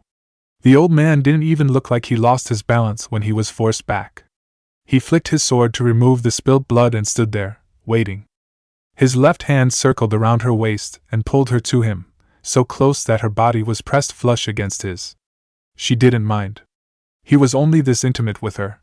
He leaned in to whisper into her ear, eyes still locked with the Captain Commander. "You're playing around," he said with all seriousness. "Stop it." "I wasn't playing," she pouted, but seeing the seriousness in his eyes she sighed and relented, pressing her head to his chest. "You were playing," Naruto replied before planting a chaste kiss onto her forehead. "All right, yes I was." She relented after a moment. "Stop doing it," he added, pressing his head to her temple. She relished the warmth of the contact, and purred quietly without meaning to. "Stop messing around and go wild." She closed her eyes and smiled. "All right." "Good," Naruto nodded before releasing her from his grasp and moving so that the two of them were back to back, him facing Yamamoto and her facing the Espada and the young captain. She was a full head smaller than him, and considerably slimmer. "Now hurry along, and let me deal with the old fart." "He's strong," she muttered, giving his left arm a squeeze. "Not as strong as you, but damn well close." Naruto shrugged. "That's what happens. We remained the same over the years while the world got stronger." Yuto said nothing in reply, just smiled before taking off at breakneck speed, aiming right at the young Shinigami and the Espada. Naruto didn't watch her go. His eyes were completely on Yamamoto. He took a few steps forward, watching as the old man before him didn't relent, or step back or show even the slightest hint of trepidation and fear, but remained where he was. It was an unmovable object, meeting an unstoppable force. "You haven't changed," Yamamoto said solemnly as he raised his zanpakudo. "Haven't aged a single day." Naruto smirked, bringing his own sheathed sword into being with a thought, and catching it before gravity forced it from his reach. He drew the blade slowly, hearing the continuous grind of steel against wood. "You've changed, aged pretty badly." Yamamoto chuckled, something which would horrify any of the present officers under his command. "It has been 3,000 years. "That it has," Naruto agreed as he finished drawing his blade, holding the scabbard in front of him and rearing his sword back, smirk morphing into a feral grin. "So tell me, old man, do you want to live forever?" Yamamoto looked right at him before taking a breath and bringing his sword up in a ready stance. "At my age forever seems far too long, and it looks like what I did will finally catch up to me today. I am prepared." "It is not me who will do so," Naruto replied with a smile, waiting. "Someone else has that right." A gargantua opened right behind him, easily big enough to swallow him whole if it were a real mouth. The darkness within just showed the shape of a feminine silhouette, tall and slim with long hair. The figure stepped into the light without hesitation and walked until she was standing right beside the Ninth Lord, hold between worlds snapping shut behind her. She was smaller in stature than the Ninth, top of her head only reaching up to his chest. Her skin was as pale as he remembered, hair as black as midnight cascading down her shoulders all the way to the small of her back, gray orbs which once held such life but now were dulled, a sculpted round face with a dainty nose, long neck, and sinewy build. She wore a black armored vest which left her arms bare, leather pants and knee-high black boots. She hadn't changed. Even her style of dress was the same. He looked into her gray orbs for a moment, feeling disrespectful to shy away from her intense gaze. He knew this day was coming, ever since all those millennia ago when he knelt beside her and stayed with her until the end, until she was sealed away. She could not speak, could not move, but the look in her eyes haunted him to this day and perhaps for the rest of his life. Betrayal seemed to be sculpted into those gray orbs. "Rin," he muttered. "He's all yours, pup, just like I promised." Her words weren't a reply or a retort, but a message that she was not in a talking mood, not by a long shot. "Bare your fangs, Coco,"